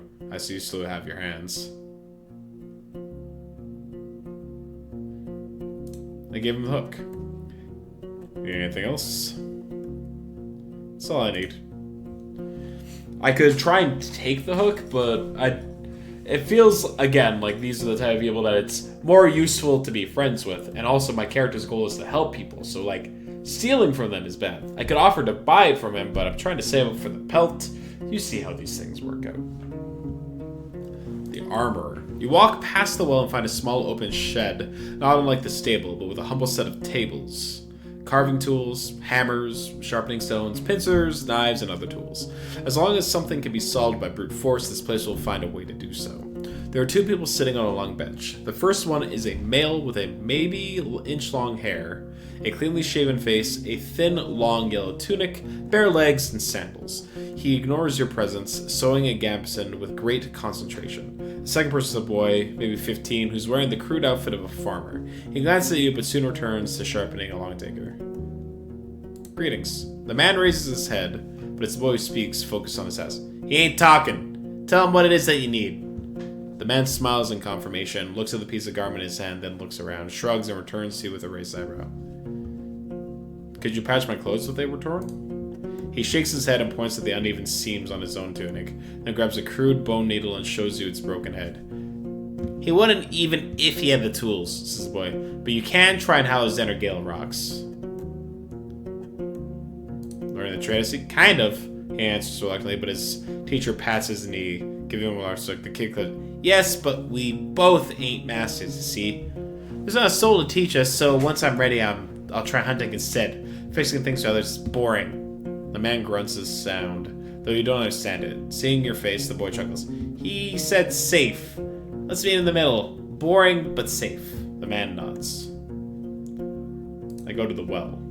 The recently renovated wooden roof covers the well from rain and birds. One of the guards is enjoying the cold drink he drew with a bucket and tells you to use only as much water as is necessary. The oak ash soap you own can help you get cleaner. I wash my shell.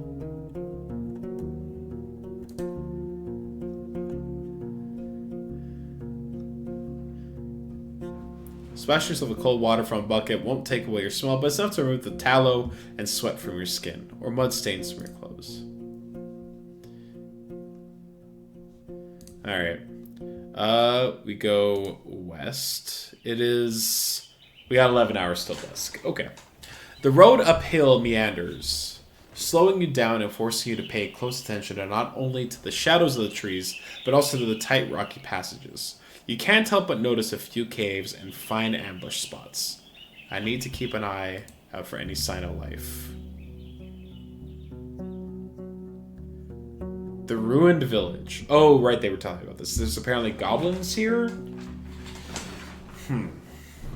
Standing in front of the gate, you hear no voices. No tools at work, no steps. Dozens of birds live among the collapsed roofs. Their fluttering, singing, and squawking is free of worries.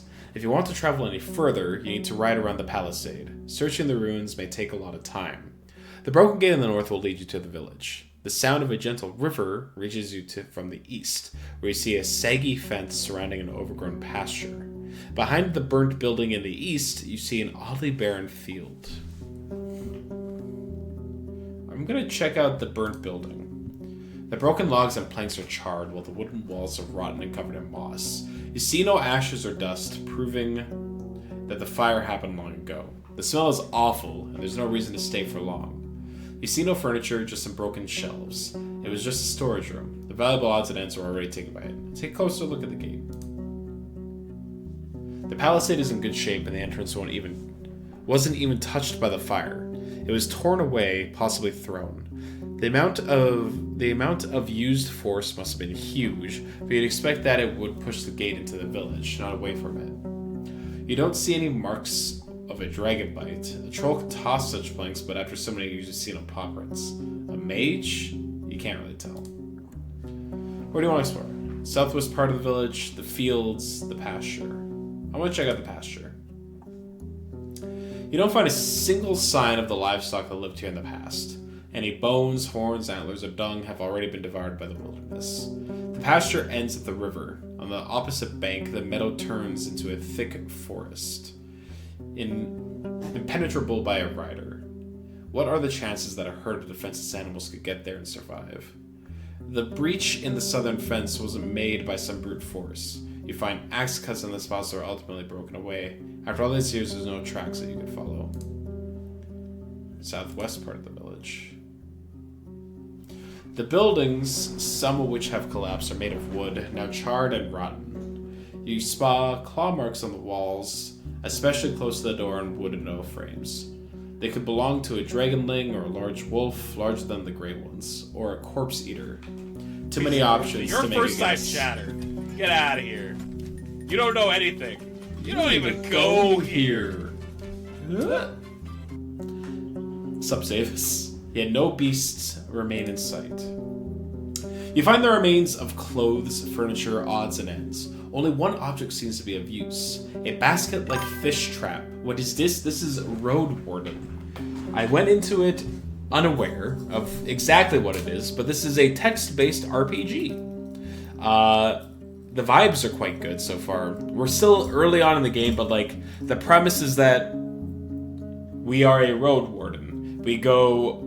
We're like on a mission to talk to the like settlements in this one region to see if they'd be willing to let a merchant's guild purchase the area. Our job is to like navigate the treacherous wilderness of this world, which is filled with like monsters and wild beasts that you would kind of expect to see. It seems pretty like, I don't know, it's like, well, I'm still trying to get a feel for the vibe, but it definitely feels like you live in a world with not a lot of money and it's not a lot of technology. And everything's trying to kill you. And it's dangerous, so it's interesting. Right now we're inspecting a destroyed village that was near an inn that we were told to go check out. There's rumors that there are goblins here. There be goblins here. So, might run into that soon. How are you doing, by the way? If a large fish swims into it, it won't be able to get out on its own. It's quite large, but I can fit it on my saddle. I picked up a fish trap.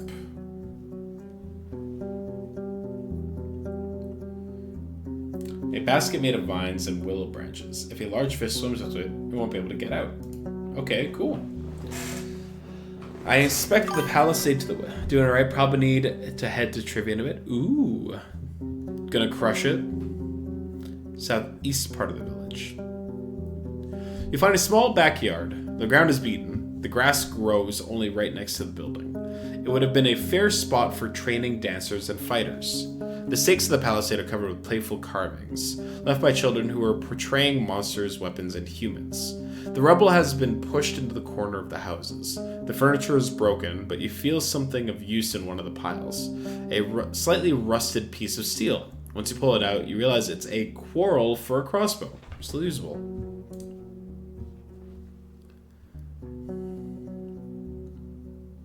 I want to inspect the fields. You're surrounded by what looks like a field plowed in late autumn, disturbed by hundreds of rains and snowfalls. There's a few clumps of grass and wheat, but a place like this one, abandoned for years, should already have turned into a green lea. A barren field. Maybe it was overused, but you would still expect the weeds to sprout. A curse? The path leading west from here ends at the edge of the field, shifting into a meadow, then a forest. In the north, you see a path leading around the palisade. I don't have a way to investigate. Interesting. The closer you are to the village and the longer you stay around, the sicker you feel. The taste of gastric juices hit your mouth. Your forehead hurts. You start to stumble. Bing Bong, worried by the sight, pokes your head in its nose. I walk away from the walls. Leaning on your mat, you go outside, closing your mouth shut. After a few minutes, your eyes clear. It may be better to leave, or at least stay away from the village for the rest of the day. Okay, so they're saying that this place is cursed. But I don't think that is the case. Like, we expected the field, and the field is not growing anything. Even though it's been, like, untended for years. So, I'm guessing there's some kind of, like, poison or metal, like corrosive metal in the dirt. That's like, you know, if you're around for too long, you start to feel sick. Like, I got a headache and I'm feeling nauseous just from, like, walking around. I'll have to come back here and check on it later. I feel like every step in the village, I expect the palisade in the west. The tracks of human footwear and many, many more ape footprints cover the path formed around the palisade's breach. As far as you can tell, the freshest footprints lead to the village. The wooden stakes spread on the ground are rotten, covered in mushrooms, small flowers, insects, and worms. A good source of animal or goblin food, though you'd expect them to also hunt for birds and eggs. The meadow in the west turns into a forest quickly. The grasses in the north surround dozens of tree stumps already covered with moss and fungi. Going south, you'll reach a large field, though you don't see any crops. I shouldn't enter the forest, especially not in this area. It's unpredictable. I inspect the clearing in the west.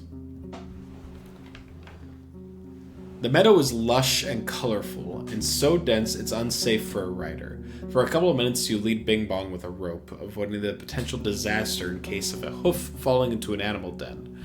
Being forced to travel all around the palisade every time you get here is going to be a pain. Most of the tree trunks look similar and have comparable size. They were most likely planted with the sole purpose of being cut down and used by the locals. Though cutting so many trees at once, that alone could provoke the wrath of the herds. Such a process should be spread across a couple of seasons, and you can't be sure that was the case. Wrath of the herds. In the west and north, the clearing turns into a wild forest. In the east, you see a road leading north. Hey man, nice work. Thanks, Brungo. What's up, my dude? You're at the closed northern gate. The neglected road is partially overgrown. You hear a river in the east, separated by the lush meadow, filled with crickets and rodents. Closer look at the gate. Pushed or pulled, I don't move an inch. It doesn't move an inch. Someone has spread dirt and rocks beneath it, around it, seemingly to keep the planks stuck in place. Head to the river. You see a quenching family of boars, some of them brown, some black. You consider turning back, but they pay you little attention. After a couple of grunts, they run north. The river is not too wide, yet unusually deep, with banks altered by the locals for decades, if not centuries. Eat boar. It's not. I can't type in commands, unfortunately. I'm so sorry. It's not a true, pure text adventure. Was this a spinny game you haven't heard? No, I picked it up because I think it was like part of a bundle or showed up in like my recommended, and I just kind of bought it on whim because the pixel art I thought looked really good. This is a very pure text-based RPG from my understanding. I think I'm digging this, but I don't think this makes for super great stream content. So I'm probably going to play this today, and then I'm going to continue this in my own free time and move on to something for tomorrow. Because this would literally just be a highball reading simulator, which, you know, I like to do for myself, but I don't know how much people want to just sit there and listen to me read. So here we are. Attack darkness. Take that, darkness! Turn it into ASMR. I'm not going to do that. I'm not going to do that, Zavis. I don't need that lot to live on the internet. The river is not too wide, unusually deep. The water is cold and clean, yet filled with long plants growing from the bottom. You would rather avoid jumping inside of or drinking from it, but you're tempted to at least wash your face, neck, and hands. Dozens, if not hundreds of small fish are looking for tasty leaves, but also try to avoid their predators. A dance of life completely unaware of your presence. You suddenly realize there's something else buried among the kelp. A rusty sickle sticking out of the ground. A couple of stone axes and hoes. Hose. The wooden handles on a large wagon are covered with moss, but you recognize their shape. Why would someone drop them there? On the opposite bank, the meadow turns into a thick forest, impenetrable for a rider. And consider washing myself on the river. The living stream filled with fish and plants won't help you much. The oak ash soap you own can help you get clear. I need 3 more pieces of bathing equipment if I want to get cleaner than not disgusting. I spent some time setting up my fishing trap. 9 hours. You place the basket on the ground, then grab a bowl and start digging, looking for a few larger worms. You bait the stick and push it inside the basket, locking it between the sides. Then cover the entrance with a lid. Tying it together takes you a few good moments, but will be easier later on. You attach the entire trap to a bush and push it into the stream, far enough that it sinks entirely. Who knows how long it will take before something large enough swims inside. Still, it would be better to not wait for too long. Otherwise, the prey may die of hunger. Alright, so I gotta come back here later to see if I caught a fish.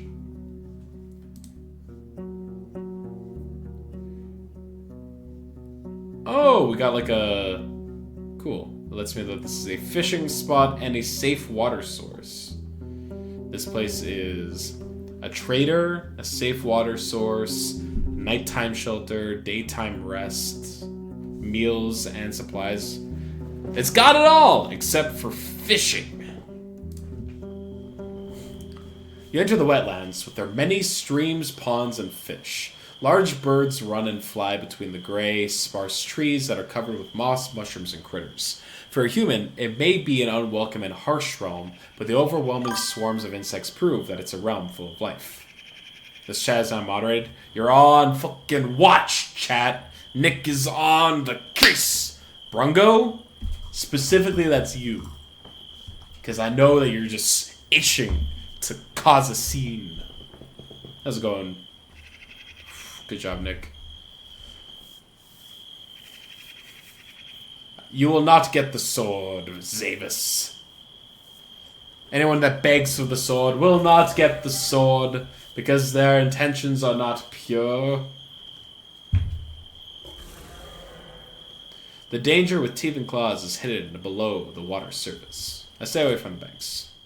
How you doing, Nick? How was work? This plant shouldn't be alive, not without leaves. It doesn't resemble the other trees of the wetland. It's something else. Bing, John. You don't want to do anything bad to deserve it. Exactly. Thank you, Zavis. You're too kind. He was busy? Ah. Wow. Wow, he didn't do nothing, Nick. He did nothing. You get off your horse and prepare your axe. The water is filled with dirt and dead plants, and it smells like an old corpse. The roots are spreading far, breaking through the water's surface. You don't see any saurians in the grasses or on the shore. You approach the table-like altar made of 3 limestone slabs. What is that nose? It's a bird. It's a bird in the background. Were there rocks originally as... Oh... Were the rocks originally as formless as they are now, or was there a point in time centuries ago where they were precisely shaped and decorated by masters of artistry? There's no way to tell.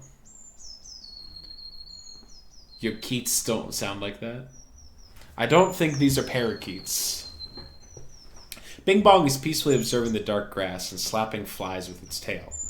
Whatever it is that you feel in the air, it's clear that your companion sees this place through very different eyes. I smiled and scratched the ball. I was like, go ahead, I'll look around for a moment. What other birds are there besides parakeets? I'm sure there's at least, like, one other bird. Listen, I'm not a biologist. So, your guess is as good as mine when it comes to number of birds. Like, we got penguins, we got chickens, we got other birds. I like to move it. You don't see any creatures nor humans. I look in the water.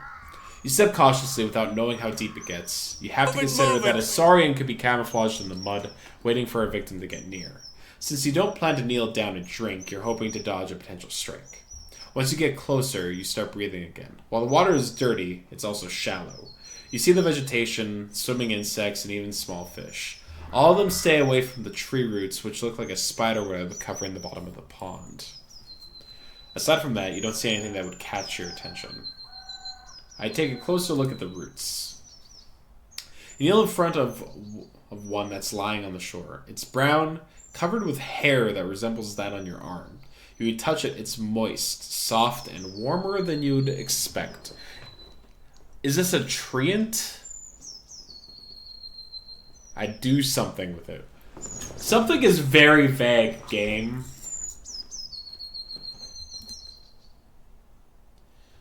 Oh! Never mind. I lied! We do get to... I lick it.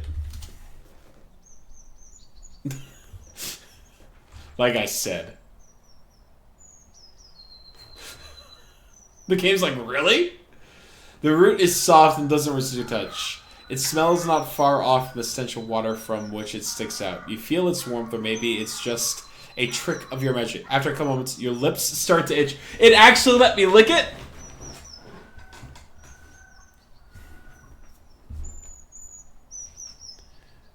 I do something else. Poke. The root is moist, soft, and weirdly warm. I do something else. Cut. You pull out your knife, then stop in place. You can't tell what the result of wounding the tree would be. I'm gonna quick save. I'm going to make the cut. Oh! I got... Let's see. The cut is swift, but the nimble root is difficult to hold. It backs down into the water, pulled by the rest of the creature, leaving a trail of red bubbles and mud. The water quiets down a few minutes later.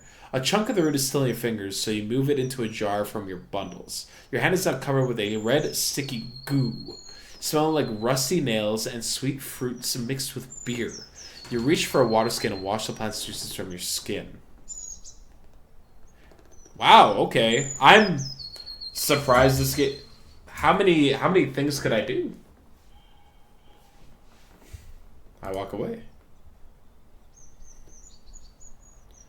Let me look at my bag.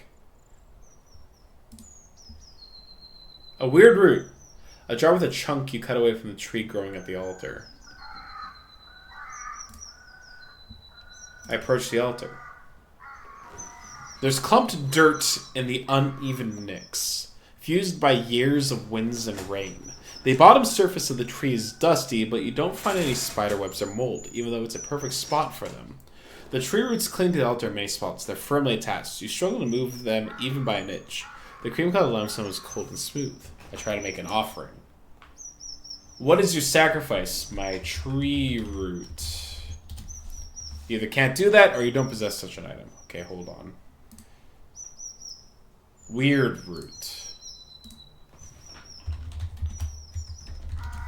You put the trees through on the altar, but nothing happens. Okay, what else do I got? I would like to offer...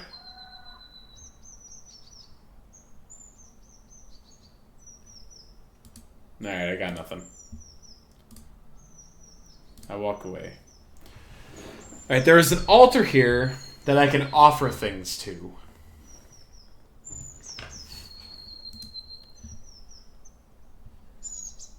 The large tree, a massive plant with no leaves growing near an altar. You're currently here. Let's go south. What time is it? I got 7 hours and 45 minutes. The shapes of mountains are cutting through the horizon. The water gets gradually less muddy. The clearer it gets, the more animals you see. A family of deer block the road, resting and enjoying the cold water, which would be deadly for a human stomach. You consider riding around them through the spare meadow, sparse meadow. But your presence also causes them disquiet. Without much haste, they regroup and run east into the leafy forest. And you find Hag Hills. You've reached Hag Hills, the wall of stones that has blocked the city's grasp. The one well-established route through them leads to the valley where you found Tulia's camp. There are no maps of the highlands or local tribes, only stories. The beaten path leads you by the garden beds of herbs and vegetables to an old yet not abandoned mine, hidden beneath a massive door made of steel. I look around. There's no hitching railing for a mount. A bearded, skinny elder sits still on a bench observing you like a sculpture, with his legs crossed and fingers interlocked on his abdomen. I get off my horse respectfully. You dismount to keep an eye on Bing Bong. You greet the man, and as he nods back to you, mention that you have a few questions. There's cold civility in the air, as if you're sharing a table at an inn. I need you to look at me whilst you speak. His strict voice reminds you of a master of craft guild, though his thick accent distorts his image. I can nae hear without magic, but I'll read your lips. I have nae wish to talk about your daily struggles, traveller. It's nae a refuge for strangers. Say what you're looking for and let our paths split. He doesn't yell, but his voice is not used to being opposed. His face is wrinkled, but he sits straight, with beard and hair still carrying glimpses of fair blonde. He's tanned like a worker, and his eyes are blue and piercing, as if they belong to an infant. I've read about people like him in Wright's tablets. You ponder about his unusual vigor and unguarded garden. He may be a spiritual leader of a pagan community, most likely a spellcaster. Druids try to protect others from nature's wrath by teaching them to respect the laws of balance and restraint. Different tribes develop their own traditions, but you know that in this province, such priests prefer to be addressed as forest speakers. I explain who I am. What do you call him? Forest speaker. He lowers his head and closes his eyes, taking slow, deep breaths, forcing you to wait in silence. The elder is tall, with long hair and a beard that was let loose a long time ago. His sandals are covered in dust, and you spot dirt on his clothes and skin. The woolen tunic and linen were made with care, decorated with colorful threads at the collar and sleeves. Now all the blues and greens have faded, and the fabric is held together by patches and stitches. He unfolds his hands and puts them on his lap, palm up. You know our customs, at least some of them.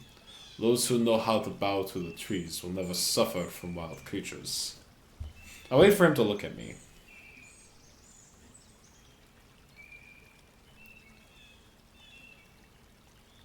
I do my best not to smirk. He doesn't know what he's talking about. The man stands up and approaches your palfrey. Without touching it, he observes its eyes, mane, stomach, and rear. Bing Bong ignores this examination. My nose was right then. The stallion is dead, as are his plans, such as the fate of all dreamers. He turns towards you with a grim look. Are you going to look for him? You nod. Why? If he's vanished into the fogs, there's nae point in putting yourself in danger. What do you expect to find? It's a job. There's a reward for finding him. He closes his eyes and nods slowly. The people of the north need someone willing to jump through the fire in exchange for furs and iron. Yet I wish you'd focus on saving the living, than chasing those who are already gone. With lively steps, he heads towards the spring. He washes his hands, once again forcing you to wait. Old people need time to gather their thoughts. He tries to dictate the pace of conversation and put me in my place. So how can I help you? Have you met Asterion? He wanders among the garden beds from time to time, touching the leaves at hand. He was here more than once. He was nae one to stand aside and let events play out by themselves. The villagers from the north are sometimes in need of my assistance, and Asterion was serving them as a messenger. He bends down and tears away a small flowerless plant. He wanted to settle down among these roads, maybe to live freely. He had great plans and wanted to make this realm flourish, To rebuild the ruins, get rid of the brigands, and clear the trade route. I told him that the forest need more people, and that his realm is too wild to feed and clothe everyone. His greed and dreams have eaten him, and now he is no more. He pauses and you can hear his heavy breathing as if he's getting tired. He strains up. Alas that, traveler. If you want to look for his shell, travel north. Far north. You there should know where he is. He's apparently north of here. Can you tell me about this place? Yeah, I see that. What's there to know? People found copper in a cave. It's been abandoned for a long time now, so we turned it into a shelter to stay close to the sacred tree in its altar. We're servants, my wife and I. And this place is Nathan more than a servant's house. How can you survive this place, being all by yourself? His raised voice makes him sound like a preacher. One day, me and my wife will be but defenseless old people, but we've studied Numa and leaves for many decades. I heal wounds, the illness of humans and animals alike, and the beasts listen to our whispers. The holy seed lets our shells wait for death in strength. What can you tell me about the peninsula? Can. I lived here for almost a century, traveled both by the paths up to the wilderness. His voice becomes stronger and makes you think of a bard. But I will nae be your guide or teacher, and if there's anything I could wish for, 'tis that you will stay away from the woods. The creatures get angrier the more we take from them. They do not listen to our warnings, and one day they'll bury us under a storm of claws and fangs. They will nae be so to spare a terror after us. Tear. His eyes are as harsh as a hawk's, making him look like a priest who hears a child asking for honey on a day of ceremonial fasting. Do they poke the hornet's nest? Do they ride east and never use the path that runs through the heart of this land? That road was meant to save time, but brings only death. Be a servant, nay, an overseer. Do they try to bend this place to your will? He points at you and wags his finger after every word. Your will, anyone's will, is the key to danger, nay salvation. I think these instructions are in line with my own thoughts.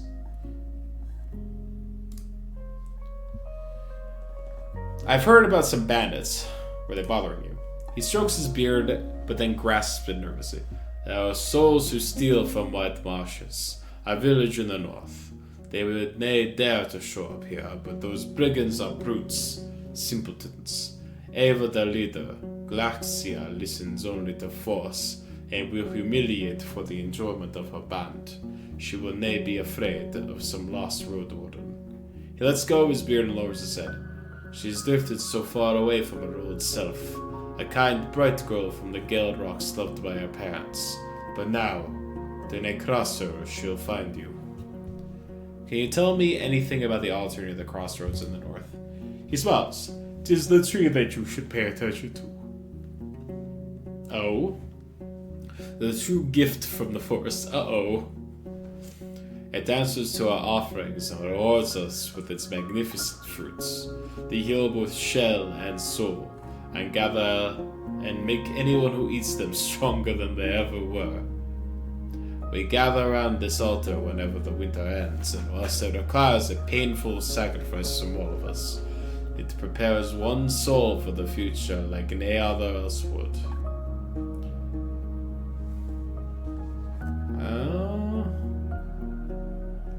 I dabble a bit in herbalism. Any chance you could sell me some of the woodwort you grow here? He looks at you with renewed curiosity, then rests at the wooden bench, from where he glances at the pink flowers. His beard shakes as he tilts his head forward. Wishing to help the wounded, I see. A notable goal. Once his eyes turn toward your lips, you see a doubting raised brow. 'Tis a good season to pick their flowers and leaves, but you'd leave me with nothing but the bare stalks and the black tubers on the soil. And I quite like these tubers. You wish to take the oils away, take care of the rest. I shouldn't take more than an hour very well. Grab yourself a cloth from the bucket. Keep your knees from dirt. His tone is not a hint of lighthearted invitation. It is an order of master addressing their pupil, a statement as undisputed as the color of the sky. You put away your belongings and grab both a cloth and a small spade that's placed next to it. As you prepare Bing Bong to graze in peace, you notice a horned bear among the nearby trees, just down the path. It completely ignores your presence, and as you're reaching for the axe, you hear a calm voice yell, "Let the beasts drink in peace. They seek and they harm." After a minute or so, you place the cloth on the ground and kneel on it. You start by cutting away the oily parts of the plants with your dagger and placing them on a wax-soaked linen cloth, hoping they'll stay somewhat fresh before the season ends. You stop caring about the way they color your fingers with green and pink. You don't have to be gentle either. After all, you plan to remove the wound warts in their entirety. The man interrupts you before you start in. Didn't they expect there's many herbs growing in this city? He looks at you and wipe your forehead with his sleeve. Once you learn how to read, you can find a lot in the Herbania. The monastery has a great garden with all known valuable plants and caretakers willing. My neighbors used to be farmers before they lost in their home. People do have gardens in the city on the roofs. He had 3 bundles of black wound wort to your bag of ingredients. He opens and closes his mouth. You return to your work, but after a few minutes, the man interrupts again. What does a codex look like? Are there instructions kept on parchment?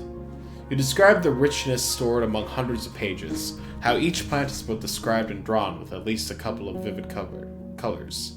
Through description and experiments, the monks gather knowledge about the cultivation and usage of various herbs. There are cooking and alchemical recipes as well, though kept in other books. You finish your tale.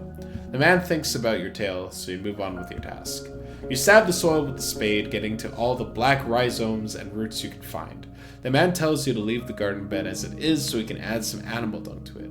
You gathered a small pile of yellowish worm-like tubers, still covered in dirt, not much longer than a finger, and disturbingly twisted. You gesture at the result of your work, but the man frowns and looks toward the pond.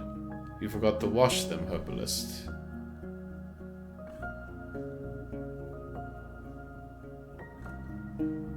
Fine. You get close to the tiny waterfall. You stand across it and let the cool water do your job for you. In the meantime, washing your hands. The refreshing touch. Oh, I'm gross. You smell of sweat and dirt. I'm gross. The refreshing touch tempts you to take a sip as well. Finally, you put the tubers on the bench, and the old man, without a comment, grabs one of them and puts it in his mouth, chewing with a hint of a smile. Your mount just woke up from a short nap. I want to know what happened to the village in the east, and I'm nay willing to tell you that. He raises his chin and his beard shakes. That shameful tale ought to be kept in the past for the sake of living. He's not wanting to speak with me about the Red Village. Why don't you tell me about the Druids? He doesn't trust me enough. It's quite dangerous. It has a long and dark past and already caught many souls of its builders. 'Tis paved with blood, and last 10 years have revealed it without all for Nathan. Since the days of... He glances at you once again, surprising you with how shiny and lively the blueness of his eyes are. Of grand discord. The tribes of this land are locking themselves in their fields and houses, too afraid to leave them behind, too untrusting to meet other souls unguarded. 'Tis nay the first road to be claimed back by the wilderness, and will nay be the last. He asks if he has any tips for you on how to survive such a trip, and he tells you it would be wiser to just avoid it. He then reaches to his pocket, grabs a leaf and puts it in his mouth, chewing gently. Death may take many paths to us, stranger, but cats are the one enemy that's both a dangerous in its stealth as in combat. No human can fight it alone. If you see one of them, and it is nay too late, do not provoke it. Make it wary, but not scared. Look big, talk a lot. Seek its action in its eyes. I believe your goodwill, and I'm in need of your help. He gestures for you to follow him to the pond. 'Tis nay a dangerous task, but one that I can nay complete by myself. And my spells are nay enough to ask animals to fetch for me. He speaks very slowly. At the northern coast, you'll find Gale Rock, a village of fishers. One of them is in my debt, and I want you to collect what's mine. You want to ask him about his debt, but he doesn't look at you. He points at a shiny large fish with orange and gold scales that's swimming just nearby. This gorgeous creature is an empress carp, one of the few animals that thrive both in the seas and the lakes. I wait for him to look at me. You don't know where the man found the large worm that he now drops in the water, feeding his pet. Go to that place and find Photios. He's a young father, an ocean folk with scars on his neck, which he will nay hide. Ask for a male empress carp, but beware, I need it alive so I can mate with the one I have. He stands up and approaches you. I do nay sleep on dragon bones, but the pneuma in my blood. I'll use some of it to heal your wounds, though nay more than once. That's fair? I agree. I'm glad. The Empress Carp we have keeps our water clean of leeches as least as much as it can. One more would help us greatly. Can I enter the cavern? I need a place to rest. Why would that allow a stranger to do such a thing? Alright. Travel time 2 hours. I got 6 hours? Okay.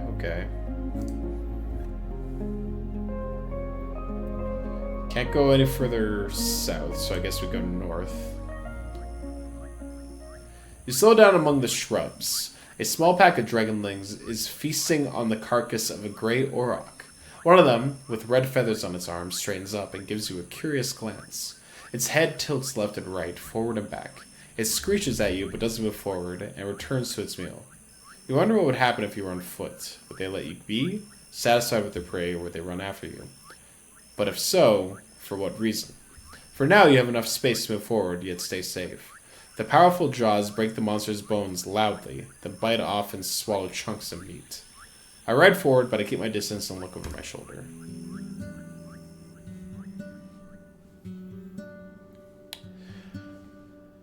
The beaten road serves your palfrey well. The forest to your left becomes sparse and brighter, and there are dozens of human-made paths among the fruit-bearing trees. On your right, there's a large pasture with at least a dozen massive mouflons. 2 of them, already sheared, look comically small. Soon after that, you ride alongside vast, flourishing fields filled with rye, still green, preparing itself patiently for the second harvest. The path ends with a massive wooden gate. The stone wall, separating you from the glow of lights behind it, isn't as tall as the roofs, but you can't imagine climbing to its top. There are pretty much no cracks, no missing bricks, a sign of many hours of labor, especially considering how massive the settlement is, as wide as a city district. The birds and monkeys are now just a distant echo, replaced with the sound of carts, running, hammers, saws, laughter, and shouts. Finally, maybe I can rest here. A young man is leaning against the closed gate, covered by its shadow. He's young, tanned, and has a short, elegant, trimmed red beard. Beneath the green gabeston, he wears an expensive tunic decorated with colorful trim. From his arm hangs a steel helmet, though the helmet is so thin that it's mostly made of wool and leather. He moves into the light and takes on the posture of a disciplined soldier, not a mercenary. He stands upright with his chin up. There are 2 weapons on the ground, leaning on the wooden beam of the gate. An axe made of steel and a wooden club. He doesn't reach for either. You dismount smoothly, still having some vigor left. Bing Bong holds his tail high. A narrow path leads north toward 2 field workers, one with a hoe and one with a pitchfork. They wave to you. You can't see their faces, but their clothes are simple. Gray pants and vests made from hemp and wool. I wave back. Why not? They talk for a bit, looking toward you and pointing at your mount, then walk away, disappearing behind the wall's corner. The guard smiles, yet avoids your eyes and has to clear his throat before he speaks. Welcome, traveler. If you're nae here to make trouble, Howler's Den welcomes you. We have the whitest flower there is. Then he bows. You realize it's a well-practiced performance. If it's a new garment you're looking for, you can order everything you need right here, in all colors, shapes, and sizes. Capes, boots, vests, robes. If you're yourself a master for the needle, I can assure you we have the fabric you're looking for. His act is over, and he glances at your mount in a moment of silence. His eyes get wider as he observes it with childlike fascination. This is Bing Bong. It helps him control the roads. You can pet its side if you want, but no sudden movements. He follows your instructions, even though your palfrey pays no attention to the man's careful touch. The guard grins widely. I'm Highball, your new Roadwarden. I want to see your mare. A safe, okay? The mare's busy, but I'll ask her. Give us a moment to let you in. He knocks at the gate, which is then pulled inward by two other guards, a man and a woman, wearing their own gabesons. Similar green, but tailor-made to match their figures. The nearby buildings are simple houses made of wooden beams and covered with thatch, while the storehouse is even more modest, with a roof made of planks. The watchtower has a ladder made of ropes and sticks. No stairs. Just give me a moment. The guards stride away before he finishes the last word. The others close the gate behind you and observe your mount carefully. Your eyes run east to a humming creek running through the center of the village. I wait for the return of the messenger. Calming sound, eh? That's Howard's Creek. The guard, like most of the locals, is taller than you. Wide but shallow, but there's nae been a flood in years. Pa told me there used to be nae bridges. Neighbors crossed it with their boots in the hand, and 'tis clean like a raindrop, but there ain't no fish. We're the cleanest village in the north. Her companion chuckles brightly. When the guard returns, he's still alone. She can nae come now. A friend of mine is in labor, eh? The mayor wants to be there when the child arrives, but I was asked to show you the village. I nod. Fine. He approaches the watchtower. Tie him out here. We'll keep the kids away. Most of the neighbors are getting ready to celebrate. Once you're done, he grabs the rope ladder. The view from up there is gorgeous. I climb after him. Even though the ladder swings in all directions, the guard gets to the top quickly, like a monkey climbing up creepers. You, on the other hand, need to stop and wait for the ladder to calm itself. When you join the man on the wooden platform, you're a bit dizzy. He's leaning on the wooden parapet, observing the area with a smile. I look around. See? There's nae place like Hallisden. The guard points in every direction, giving you no time to contemplate. For the next few minutes, he describes the fields and their crops, the flocks in the pasture, and the shepherds inspecting the fences. The ancient garden of trees and bushes, larger than the village itself. The sunlight dancing on the stream to its own tune. If you are to believe everything he described, this place has access to everything in abundance. The sweetest honey, the most fragrant bread, the softest wool. And the beer? 'Tis excellent. He sounds like a city merchant who's trying to sell an old house. What an annoying kid. Near Hovelvin, you could find 5 larger and richer settlements in less than 2 days. They've tamed the scrap land and live in comfort. The island in the middle connects both parts of the village. According to the man, the northern gate is hardly ever opened, as it leads nowhere now. Near the eastern gate, there's the Ape Ale Inn, where you can find a bunkin' victuals in the stalls where Akaikos rewards our work. Unless we annoy him with pointless talk, he lets out with a chuckle. On the opposite side of the creek, there's another White House. It belongs to Bjorn, the best clother in the north. The priests live in the southeast near the wall, but they do nae talk to strangers. You also hear about the hunter, the copper, the fisher, the miller. The pie maker lives with his sister. The baker, the smith, and her husband, the carpenter, live with their kids. Some of the larger buildings could accommodate 2, maybe even 3 generations at once. There could be more than 100 dwellers here. He considers stopping his speech, but he suddenly points at the islet again. There, see? The mayor's coming. The one wearing the purple. You're free to join her, traveler. I nod and climb down. You try to get down quickly, but 2 steps are enough to make you sure that it's a bad idea. You wait for the ladder to find its balance. You're relieved when you touch the ground again. You untie your palfrey and follow the guard. Past a small pasturage surrounded by a wooden fence, a few loose chickens, and a tethered boar. The fancier buildings are covered with whitewash coating and surrounded with vegetables, herbs, and flowers. The bridges are wide enough to carry even a wagon, but for Bing Bong, walking on the woods means it's far from pleasant. The islet is empty, but you notice a small stall painted with the shape of colorful flowers. Along the entire path, you notice more and more people observing you, smiling, or casually greeting you as they focus on their own tasks. Finally, you reach the main square. A large tree grows in the center, surrounded by dark water, held together by a thin wall. Is this or this?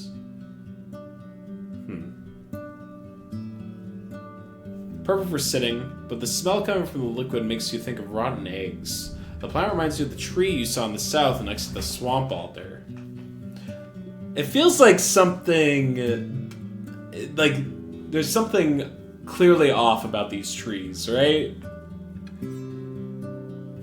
In the north, you see the Ape Ale Inn. Judging by the tables, stools, and benches outside of it, it's open for guests. The villagers are chanting and dining loudly, and you catch their curious glances. On the side of the dining area, the merchant is arguing with a tall, broad-shouldered worker. An old man is sitting by himself eating a pie, with a walking stick leaning against the table. A young woman is cleaning the empty mugs in the creek, speaking with a man at least twice her age, maybe her father. I need to spot the tether bing bong. There's a wide wooden roof right next to the gate that's shelter carts, crates, and sacks. You move your mount next to a donkey to a beam placed here just for this purpose. Without a moment of hesitation, Bing Bong starts to chew on the nearby haystack. You have some time to make sure it doesn't struggle with your bundles. You return to the inn. I look for the mare and approach her. She's sitting on a chair with a 4-year-old boy on her knees. She's holding his hand gently, showing him how to eat gruel from a bowl. It's not a cheap meal, though you spot nuts, berries, and milk, and the added honey makes it yellowish. The kid is clean and quiet, and once he notices your arrival, he crams his mouth with a spoonful of oats. Now, love, the mare titters. Didn't get distracted. She rubs the meal off his face. A few more spoons, and you'll help Papa in the kitchen, eh? She gives you a radiant, though apologetic smile, then turns her attention back to her companion. Her long, full-sleeved linen dress must have been dyed once in blue and once in red to achieve its dark, fancy purple, which would draw looks even in Havlavan. From her left shoulder hangs a green woolen cape, as thin as a shawl. The brown belt on her waist has a large steel buckle that portrays a running deer with unrealistically large antlers, growing in all directions like tree branches. Unlike her tribefolk, she's pale, with powdered and rouged cheeks, and her lips match her outfit, though they're a bit closer to wine red. The thick, gray strands in her long blonde hair look more like a fashion choice than a result of aging. Her eyes are the color of her cape, keen and vigorous. She's shorter than most people around, though would still be the tallest woman in most of the northern settlements. While she's almost 40, her slim hands add fragility to her appearance. Even though her posture is upright, her legs confidently crossed, her delicate voice assertive. She makes plenty of gestures, but her shoulders hardly ever move. I'll wait for as long as it takes. After a few more minutes, the boy lets out a gentle cough, and after a pat on the back, the mare puts him on the ground. You did a great job, love. Now I need to speak with our guest, darling. She addresses one of the inn workers, a girl closer to 15. Take him to father, will you? Her tone suddenly gets firmer, leaving no hint of a question or decision. Yes, ma?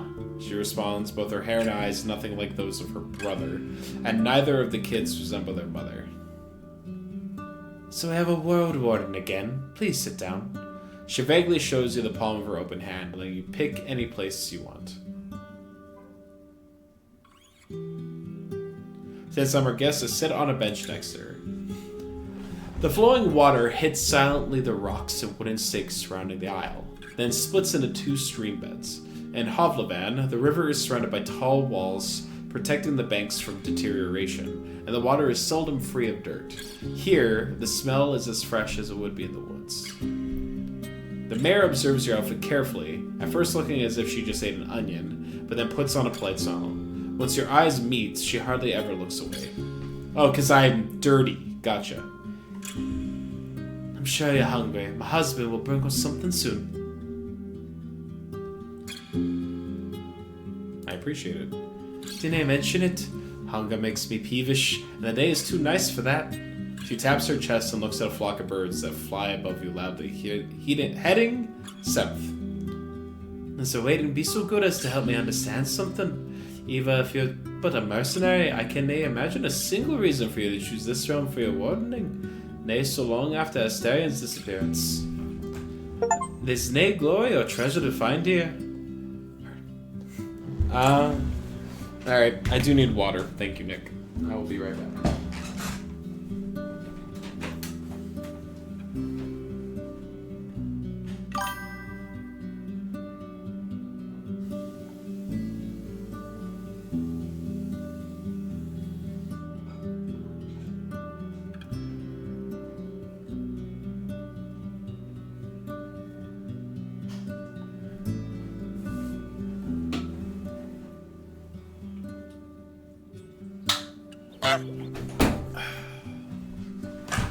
thank you for the hydrate. Honk, I miss him. He was so beautiful. Thank you, Nick. You're too kind. Her pale fingers form a tent on her stomach, then clasp, leaving the forefinger pointing at you. You were sent here by the merchants. They want the peninsula. I present Hollowvan's interest as an opportunity. I portray the situation as lightly as I can. I simply explain the situation. I will make it clear that collabing the city would keep her people safe. Well, she caught me. Don't hide the fact that the guild needs new opportunities. I will present it as an opportunity. Maybe she appreciates that. Unless, hold. I don't get to... Okay. I'm gonna save. Here we go. You introduce yourself and touch on the more obvious sides of the potential deal with the guild and the city chief. The troops, their pay, and the patriots they would establish. Patrols they would establish. The overview of taxes. Trade routes would bring new life to this place. You try to sound warm. It's a win-win. Throughout your speech, the mayor observes you patiently, without interruption. See, she finally responds. As she observes your palfrey, she twists her deer buckle left and right, left and right. If it was that simple, I'd be eager to applaud, but it never is that simple, is it? Her eyes fill up with melancholy, despite her smile. I appreciate that you're coming with a carrot, not a stick, but when it comes to the guild, there's always a catch. Her accent is now almost identical to the one used in the city.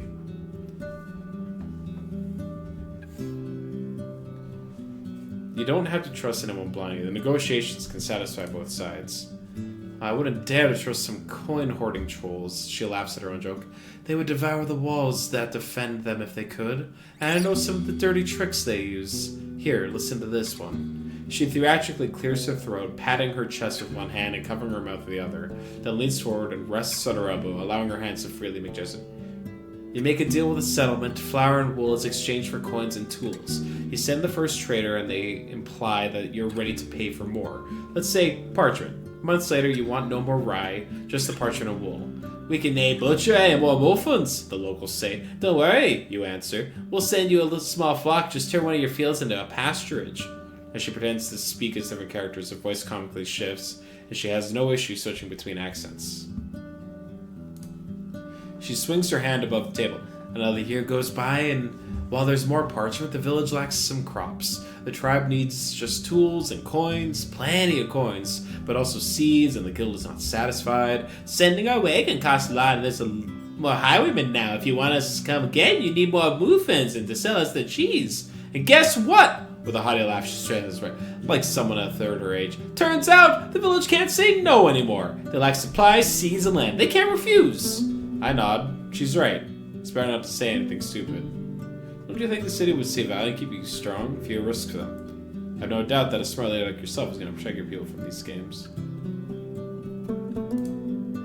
The pause doesn't linger for long. I see we understand each other. Let's finish the introductions. I'm Theus, one of the keepers of the Apial Inn and the mayor of Howler's Dell. I assume it would be convenient for you to take my answer back to Hovlevan. She wonders for a moment. Say, when could we expect the first caravan? After winter? It depends on what you can sell and what you want to return. While the conversation goes on, the food gets served. I'm full! The refreshing aroma of roasted mutton, covered with a thick sauce made of mint, parsley, and honey, tempts you to bite in right away. The juices are sinking into the round trencher, a plate made of simple brown bread. There's also a small bowl filled with chopped red radishes and a sliced boiled egg, and a mug filled with cold buttermilk. It's all brought by a few young people, all of them referring to the mayor as their mother. And in the end, the innkeeper himself shows up to wish you a good meal. He's wearing a clean orange tunic and a not-so-clean apron made of hemp. He politely introduces himself as Erix, and, after confirming you won't get sick from what he prepared, he leaves you and his wife to your conversation.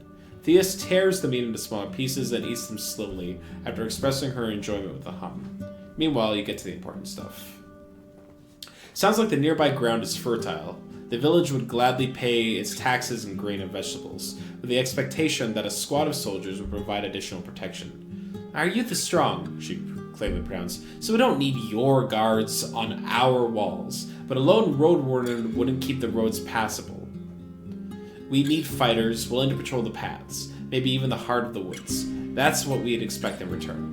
You're not an expert on when it comes to linen, cheese, and wool, so the mayor spent a good couple of minutes describing the outstanding quality of what the village has to offer, especially the clothes, which are meant to be as unique as those made by Master Crispus.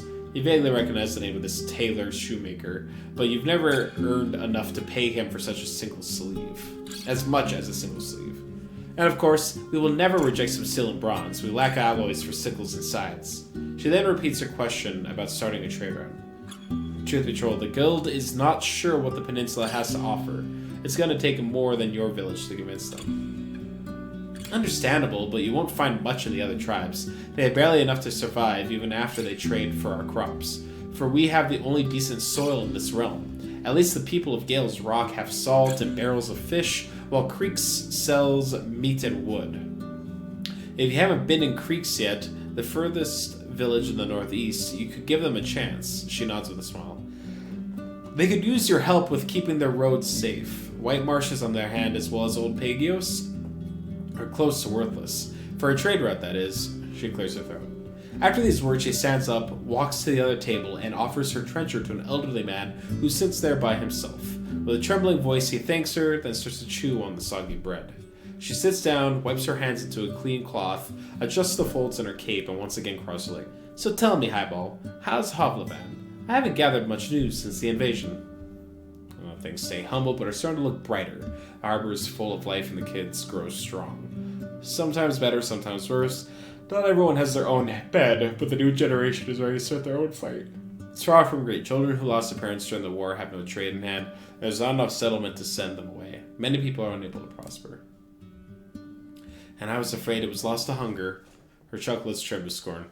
Good to know I was wrong. When the invasion started, some merchants were cheering in their houses, happy that they would sell out all of the blades and the food they had stored. Can you believe it? This panic will make us rich, she imitates the voice of a pompous man. That's why when the southerners reached the village, they found almost nothing to eat. She sighs. Staying in a remote peninsula truly can be a blessing. She pauses, hesitant to go on, then shakes her head slightly. Well, we can't change the past. How can I help you? I'm looking for Asterion. She stares at you in the eyes and turns towards him. Is your palfrey a mare? We have 2 jacks. Could use some mules. A stallion, so it won't give you anything stronger than a hinny. So I've heard. Her eyes wander over the square. That's the small donkey bellies bring weak offspring to horses. Her pale fingers reach for her own stomach. When her eyes return to you, they regain their sharpness. I'd rather avoid long talks about that man. Let him remain as part of the past spring. Since you're asking about him, I can only assume he was indeed sharing his goals with yours.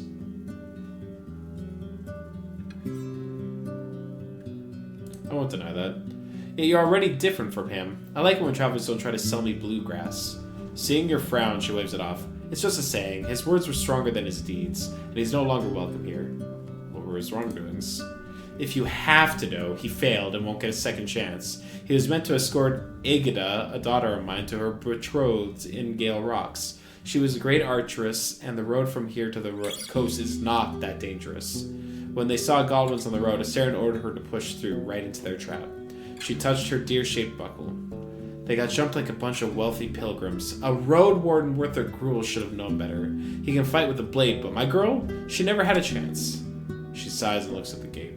He disappeared soon after his pitiful attempt to apologizing to me, and we closed our doors behind him. For good. I'll let you know if he ever tries to return. Any ideas where I could look for him? She adjusts her cape with an annoyed shrug. Try asking for him in the north. He spends most of the time between White Marshes, Gale Rock, and Creeks. Here, he wasn't that eager to share his plans. Did you ever find your daughter? For a few breaths, her green eyes seek something in your face. Her words are careful yet hesitant. She's with the fogs now. The goblins were after food, so they carried her shell away. One day she's gonna charge at our walls, awoken and empty. Even though she was a bit mawkish, her heart was strong and patient. She listened to people, was ready to help them, and to cry with them. I could tell you stories, but what for? Let the dead rest.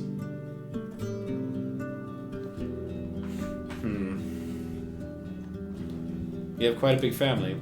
She titters weakly. At one point, there were 12 kids living in our house. 9 girls, 3 boys. They come and go, as it should be. A few are already with the forest, but most are all grown now, even started their own families. She looks away at a girl wiping spilled milk with a wet cloth. To be perfectly clear, they aren't exactly our children. It's a custom of our village for the mayor to look after the orphans. Thankfully, Eric's has a big heart and much more patience than I do. As she speaks, her smile widens. Why'd you let him leave? He didn't do anything, well, forbidden by our laws. He was simply stupid and can't be trusted. But this is in Hovlevan. We have no rich folk to dread. We treat each other fairly. Lost in her thoughts, she rubs the neckline of her dress. One good thing I can say about him is that he didn't try to justify his decisions or to avoid the consequences. But I'd rather have him prove first he can do what's asked of him. Thanks for the help. I wonder, back in Hovlevan, did you spend any time in Blackwood Corner?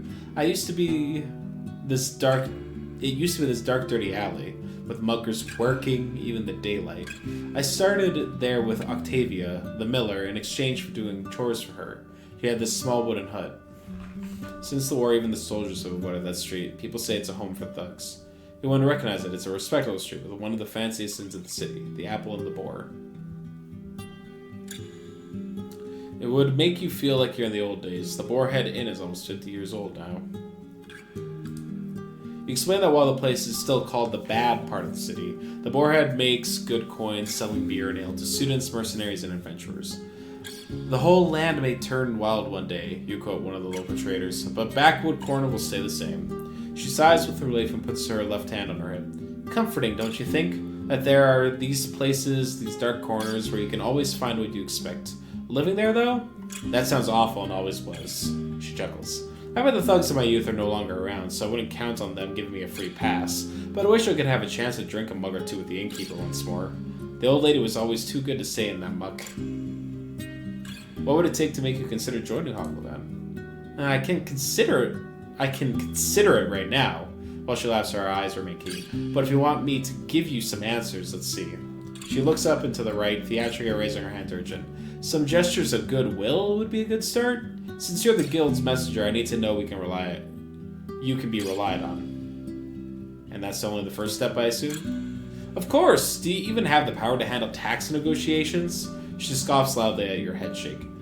Do enough for my village and I'll hand you a beautiful signed letter, a list of all the things my neighbors are looking for, as well as what they can give in return. Your superiors are going to see more than enough to prepare their offer. She rubs her hands. I think that's fair. Perfect! One more thing, though. She puts her elbows on the table, leaning close to you. If you go behind my back, I'm not going to wait for a dagger. I'll end you first. She rests her chin against her open palms, giving you a disarmingly warm smile. I'm sure people already know that we have a new Roadwarden. Maybe ask around to see if anyone needs your help. The more my neighbors trust you and need you, the more willing they'll be to offer you better pay. Well, let's start here. What can I do for you? So kind of you to ask, but before I ask you to run, let's see how you can walk, shall we? Her eyes wander left and right, and she gestures for a nearby guard to move away. He nods and gestures at a few other souls to follow him. While a few of the locals cast curious looks at you, they turn away as quickly as you notice them. The mayor's shiny green eyes are still locked on you, and her voice is close to a whisper. Since Asterian's disappearance, there's little trade on the road, and not much news reaches us. Be so kind. Her flirtatious tone distracts you with how obviously fake it is. And help me learn some interesting tales about our neighbors. A smile back there. You mean ones that weren't meant to reach you? See, I knew that deep down you're a true sage. She titters and straightens up, adjusting her cape without hassle. Do you have something to share? Gamer and Swinger meant to find a good spot for a new outpost.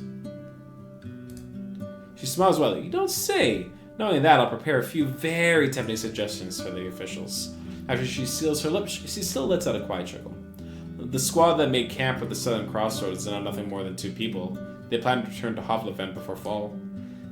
Since they cleared out the camp brigands, they went so quiet I almost forgot about them. She rubs her chin with a thumb. I'm surprised they managed to stay alive till this day. Sending such an inexperienced group here shows The officials misjudge this land. Tell me, how do people dress in the city these days? Is it similar to what we have here? Before the war, the merchants were wearing these really long dresses and robes. Way too long for my taste. They got mud stains after every rain, and I see no reason to keep shoes hidden completely. It's always a shortage of fact. Most people wear tunics like in the old days.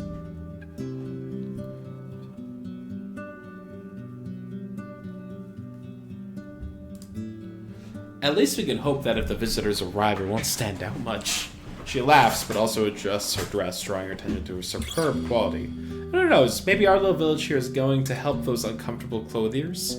I'm sure we could spare a couple of sheets of fabric. Have you heard of the necromancers in the north? She taps her finger on the table. Yes, I have. After you ask her to tell you more, she seems to regain her confidence. You mean White Marshes, for sure. I don't know all that much about what happened there. We avoid their lands, if we can. She frowns.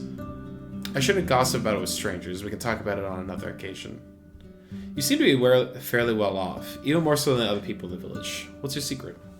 She reaches for a buckle and her voice grows cold. There's no secret, traveler.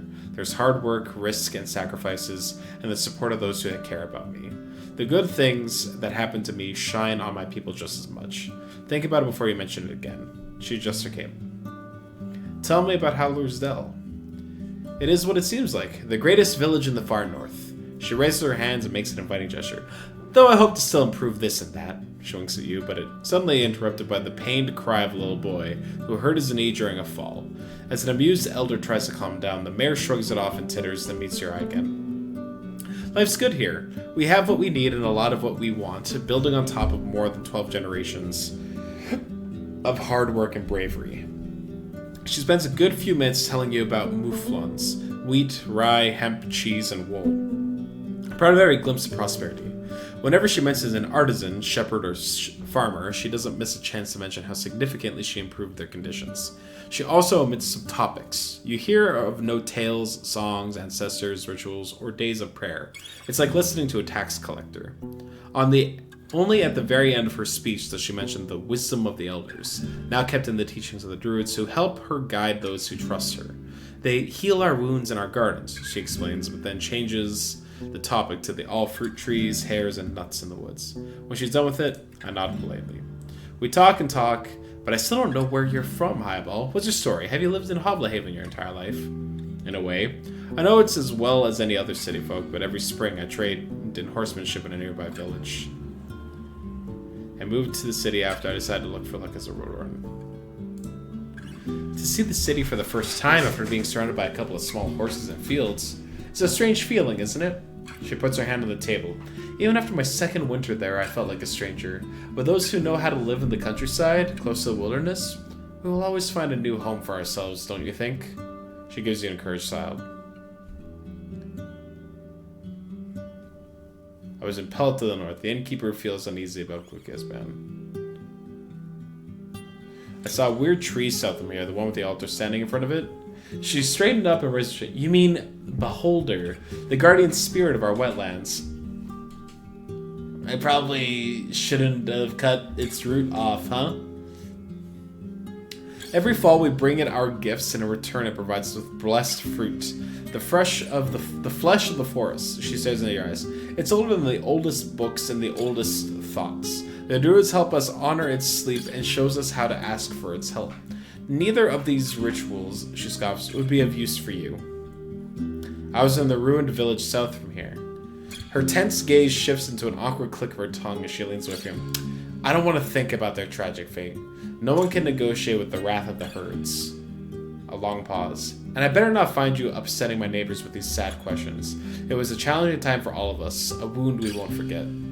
I was impelled to the north. The innkeeper feels uneasy about Glaucia Band. When you mentioned the raids on the northern village, her eyes narrow. Are you sure? It's the first I've heard about it. Glaucia has been around since years back, but she's not much of a nuisance. I'm just a messenger. He's asking for you to join forces with him. Well, I can't give you an answer. I won't ask our hunters to endanger their lives in pursuit of some gossip. I could ask around, learn more about this. She sighs with exaggerated relief. What a splendid idea. There are only 3 villages in the north. White Marshes, farther north, by the western road, Gale Rocks by the northern coast, and creeks in the far east. Bring me news from those places and you will get my answer. I'm paid for passing the message from here to Pelt of the North. Ask me to ride for you through half of the Peninsula back is a different deal entirely. Yeah, I can do that. I want to help people. I keep thinking, surely city folk don't eat just wild game, salt, fish, groats. What animals do people breed in the nearby villages? Most ibexes, they do well on the hills. So just like in the old days, I even saw some of them in the city. They are annoyingly good at climbing onto roofs and walls, but more importantly, she adjusts her dress and smiles, it means that our Mouflin cheese and wool are going to be quite a commodity. Do you need my assistance? She doesn't trust me enough. Thank you for your time. You're in front of the Apel Inn. I head Theus the mayor. I approach Eric's, the innkeeper. Even though the counter stands outdoors, it's not rotten or dirty, and you guess that, like the other furniture, it's brought inside every night. Eric's approaches you with a smile and leans on its surface with his fists. He's portly and even taller than his neighbors. He's got freckles, short gray hair, and an elegant beard. His long woolen orange tunic has a decorative cut right under the neck and loose braids at the edges. How can I help you, traveler? How can I help you, traveler? His accent is heavy, nothing like his wife's. He stomps with heavy boots and looks around as if he's just waiting to get back to his other tasks. His fingers are still dirty from waiting the Like, any rumors to share? Rumors? Really? I have my own things to worry about. Neighbors keeping their own company. But if I ever wanted to seek help from my wife for the divorce speakers, now you're in a mug of ale. So no rumors. Maybe heard about someone who may need my help? Maybe tomorrow. You say as if we expect Trevor to get here any day now. Oh, scroll, coming tomorrow. Have you heard any interesting guests? Had any interesting guests recently? I do not know. Scratches beer. There was one vagabond, but he wasn't here for long and didn't really do much. Timid fellow. Talks loud, but he's afraid of everything, especially the gods. His face is touched by flames. He's a big barista. He says this word with a strange accent, smirking. A large boar is a beast of a burden. Do not know what to say. He shrugs. What warfare is most likely gone. Do you have any food rations? I keep them in the hole. Smoked mutton, sack dry fruit, nuts, biscuits. We fresh air and pay will work. Coins are ain't much worth much. When he thinks, his lips move as well. Let's say a whole ring for enough food to fill you for 2 days. In Hovlevan, that kind of price would buy you 3, even 4 times as much food. If you're in the mood for spending, I always have something special. Just give me a minute. He goes upstairs and returns with a small wooden box and a hand-long leather sheath. She's a teeth set. I'm afraid what he's going to show you. You're afraid of what he's going to show you, but when he opens the box, you realize he meant teeth cleaning. Sure. He points at 3 different compartments. Soap, gloves, you meat. You mix whatever you want, yeah. The 4th holds only a small pestle made of a polished stone. And your twigs you need? They'll last for months. Seeing you're not convinced, he takes a deep breath. Well, we do let ourselves breathe out. It'll be quick, but give me 2 dragons and I'll ask my kids to get you in shape. We'll get a tub with soap and rose and oil, and wash your clothes and water. We'll cook some nice as much as you can. Show me those rations first.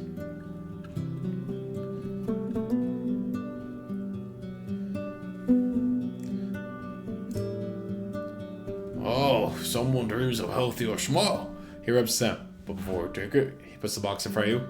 I've got the hazelnut twigs in the sheath. But can replace them in the daytime. What taste are you looking for? I like the apple tree. He disappears for a few minutes and turns a couple of twigs, which he puts in the sheath. What do you need? Clean me. Yes!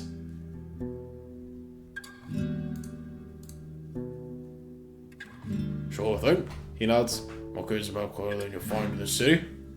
Just tell me when you're ready. Thanks. Love that. I go to, what is this? Akios, the trader. The man behind the counter is inspecting a sack of white flour, mumbling to himself and occasionally cursing. The other locals walk away, giving you a space to talk trade in peace. Weevils! He points at a large dark blue insect that's trying to flee. Shite me fire. 'Twas ground a few days ago. They buys first tomorrow, looks like. He puts the second leg on. I'll take care of it later. My Roadwarden, aye. Even the mayor cared enough to see you, and kids were lining up to look at your horse. Strangers are like ghosts to them now. He wears a simple brown robe with no hood, a rope instead of a belt, and modest trim made of green thread. It barely reaches below his knees, revealing his sandals and crude pants made of linen. At the same time, it's way too large for him and hangs from him like a bag. He looks like a poor vendor from Hoffman. He stands sideways to you, with legs crossed, leaning on the counter with one hand and keeping the other on his hip. He's around 40, short and a bit greasy, with a humble beard and hair, his fingers unusually long. Are you a barrel collector or do you sell them? He observes you in silence, then pretends young. Brilliant as far as I care. You can leave your pouch and bugger off. I help my neighbors sell what they have in abundance, so divide things among our workers, builders, and travelers. But once let's get to it. Name's Ikeos. I bring goods to sell. He gestures for you to gather things. Structures nothing. Does that interest me? You're looking for what we can make by yourselves, like iron or enchanted items. Next time, maybe. Let me look at you got. His long fingers tap against the parchment. Depends on what you want for it. A new battle axe, stack of linen sheets. I do not have enough money for any of this. Need any help? I could use a job. Oh, what? For some urgent. I need a medicine mitt for my daughter. Now that she's heard anything, he raises his open palms as if to show that he's not holding a knife. She's a teen, wants to start hunting in the woods. I can teach her much, but I'd sleep better without having a healing potion. You have? Yes, it's almost 9 days. Bring me that potion before the last dusk, and I'll pay you 5 dragon rings. She didn't want to take the stall after you? And where can I find such a potion? I think of 2 places. Everybody's old Pagios. I'm out of the crazy monks. Crazy and born. More born than a muffin, but they offer brew with an uma. You can also head southeast to the crossroad, behind the pill to the north. I ain't been there myself, but you'll find a dome in there, as old as the city, and this... He reaches from his clinking pouch and pulls out a massive anchor. He's going to open some secret passage there. How do you know about that secret? From a merchant, she's from the south of Hag Hills. I was meant to pass key to her friend, but he never showed up. She didn't want to take the stall after you? Nah, but that's fine. She hates me. 'Tis bad for her to take after her mother. Your daughter hates you. His low voice sounds like grunting. Since you have to know, our laws made me admit I was a wife beater, and by my own deeds I lost my family. My daughter has a new father now, and I'm nay allowed to marry again. As he starts to speak faster, he also wags his finger. But I never touch my girl. Keep her safe is the right thing to do, even if it does not make things right. A strong elixir worth more than 5 coins. Well, now 'tis all I can pay. He spreads his time. And it ain't sculpted, you stupid. The dragons I get here belong to the village. 5 is fair and pay. And I mentioned to all of your neighbors how helpful you are. Takes deeper than adjusts his robe, still sweating. And you've been keeping this key at your side ever since. I kept it with my trinkets and coins, that's all. We were planning to get there for years, but 'tis one of those things that you talk about but never do it. This brief laughter turns his look off. Fine, I'll look for it. I have these small flags, they should do the job. They say these here, well, they're small. Can they be too powerful, can he? He weighs a bottle. If you want me to pay, give me 2. I'll think about it.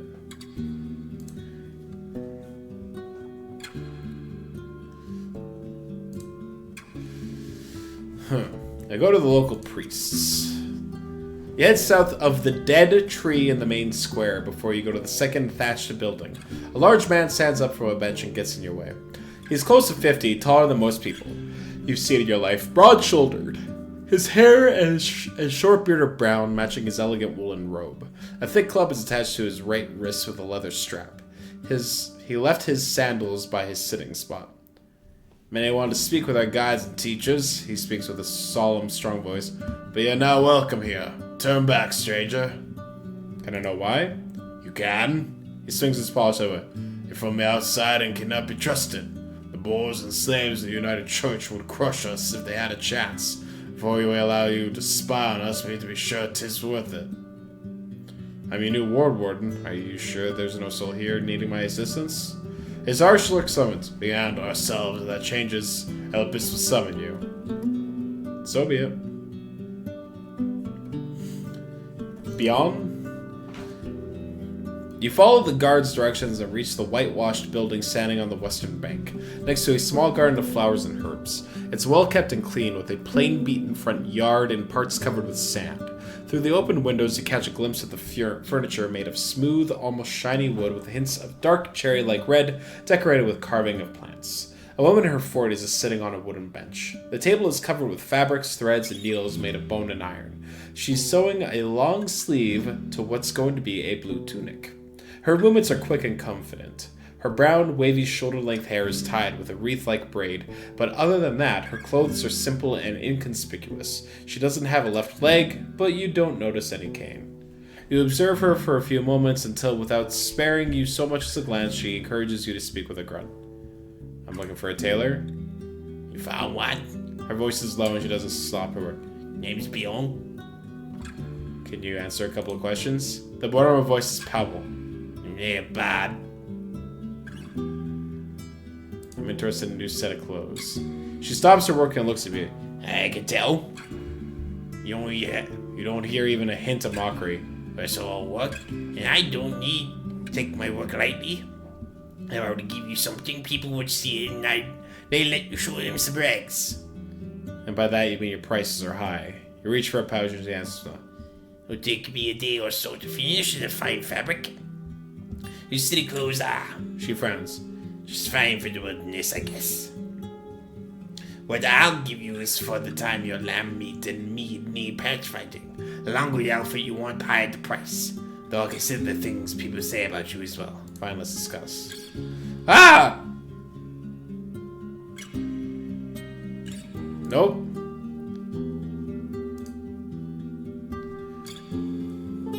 Brother, may I have some oats? Whoa! What's up, Snacks? You're too kind. Why the unprompted kindness? Snacks?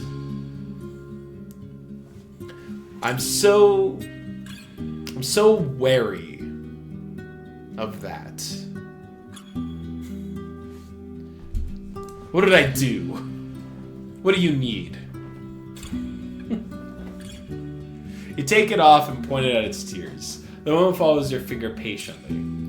Here's me price. For 2 dragon rings I'll patched up in half hour. If it was in worse shape, I'd ask for more time and more rings. They're too strong for longer. I needed to make the better materials like spare silk. Let me think about it. 2 per part of my Gambson. Ooh. Make my outfit look even better. Ah. If I bring my own spider silk, I'll get a better price on enhancement of my armor. Good luck.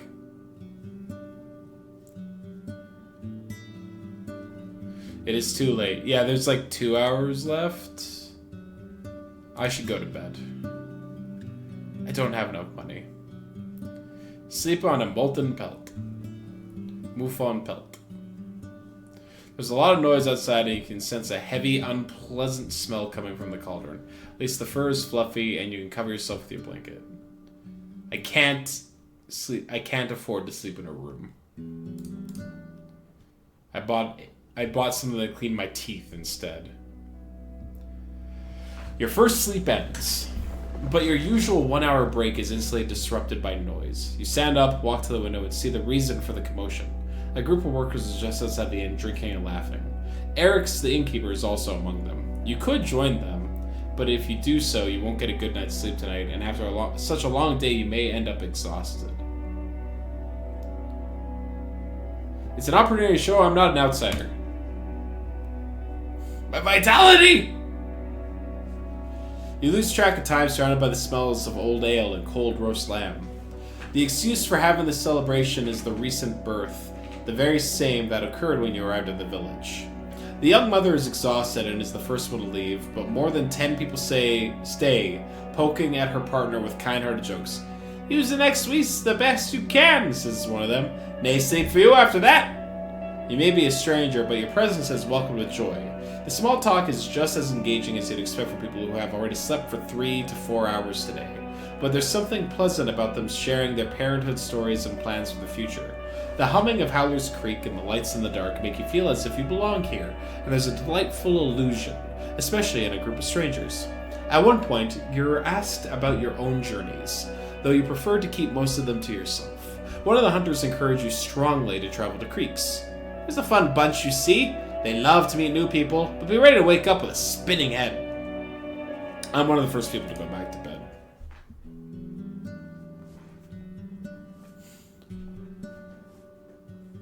It's warm here, but the movement skin allows your back to rest a bit.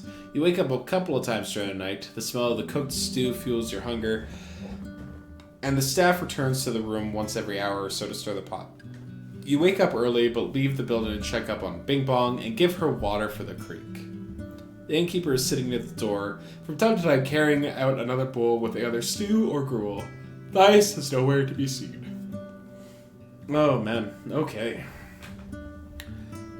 It took almost 3 hours to go through a single day in this game. We will not be doing this whole game on stream. This will be like we're gonna play it today. I'm enjoying it, but it's a lot of it's just a text game, and like I said, it doesn't make for the most interesting stream content.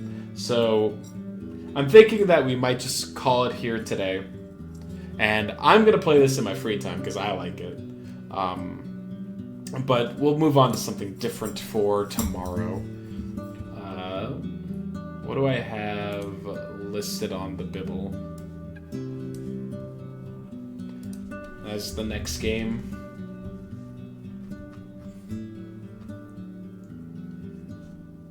I have the raffle listed next, do I?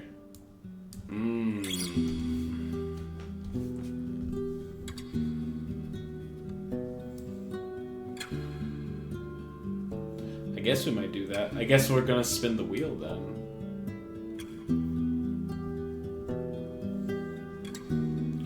Let me get that set up. Spin the wheel.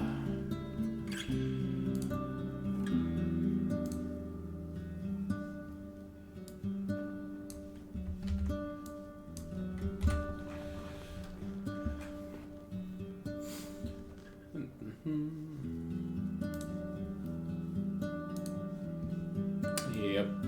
Oop.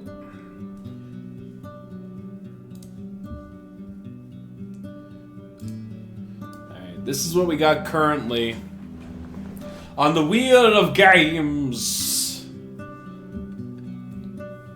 I don't know how many people are currently visiting the stream, but this is what we got listed down here. We got a few games from Zavis, Final Fantasy X-2, and Baldur's Gate. We got I think there's one game from Snacks on here. It's like Berserk or Die. We got a bunch of games from Zelda and Rabbit on here. And they got in just in time for this raffle spin. So, thank you all to who entered. And let's find out what we're going to play starting tomorrow. No. Okay, well. I already own this game. Whoo. Alright. Okay. Final Fantasy X-2. Whew. It's been a while since I played it. Maybe it'll be better than I remember. I just don't have nearly as fond memories of this game as I do of the first one. But that's fine. It was Zavis's choice. Cool. Well, I guess I'll get that set up for then. Thank you all for hanging out, by the way. I don't have Twitch open. So I probably need to do that so that I can, you know, do a raid. I've been observing you all through OBS today. Which I don't normally do. Alright. Brungo, who's back on Baldur's Gate 3. Oh, baby. Go mock him. It'll be great. Thank you all for hanging out. I'm enjoying this game, but again, I'm going to do it in my free time. We'll be back tomorrow for Final Fantasy X-2. Congrats, Zavis. Bye-bye.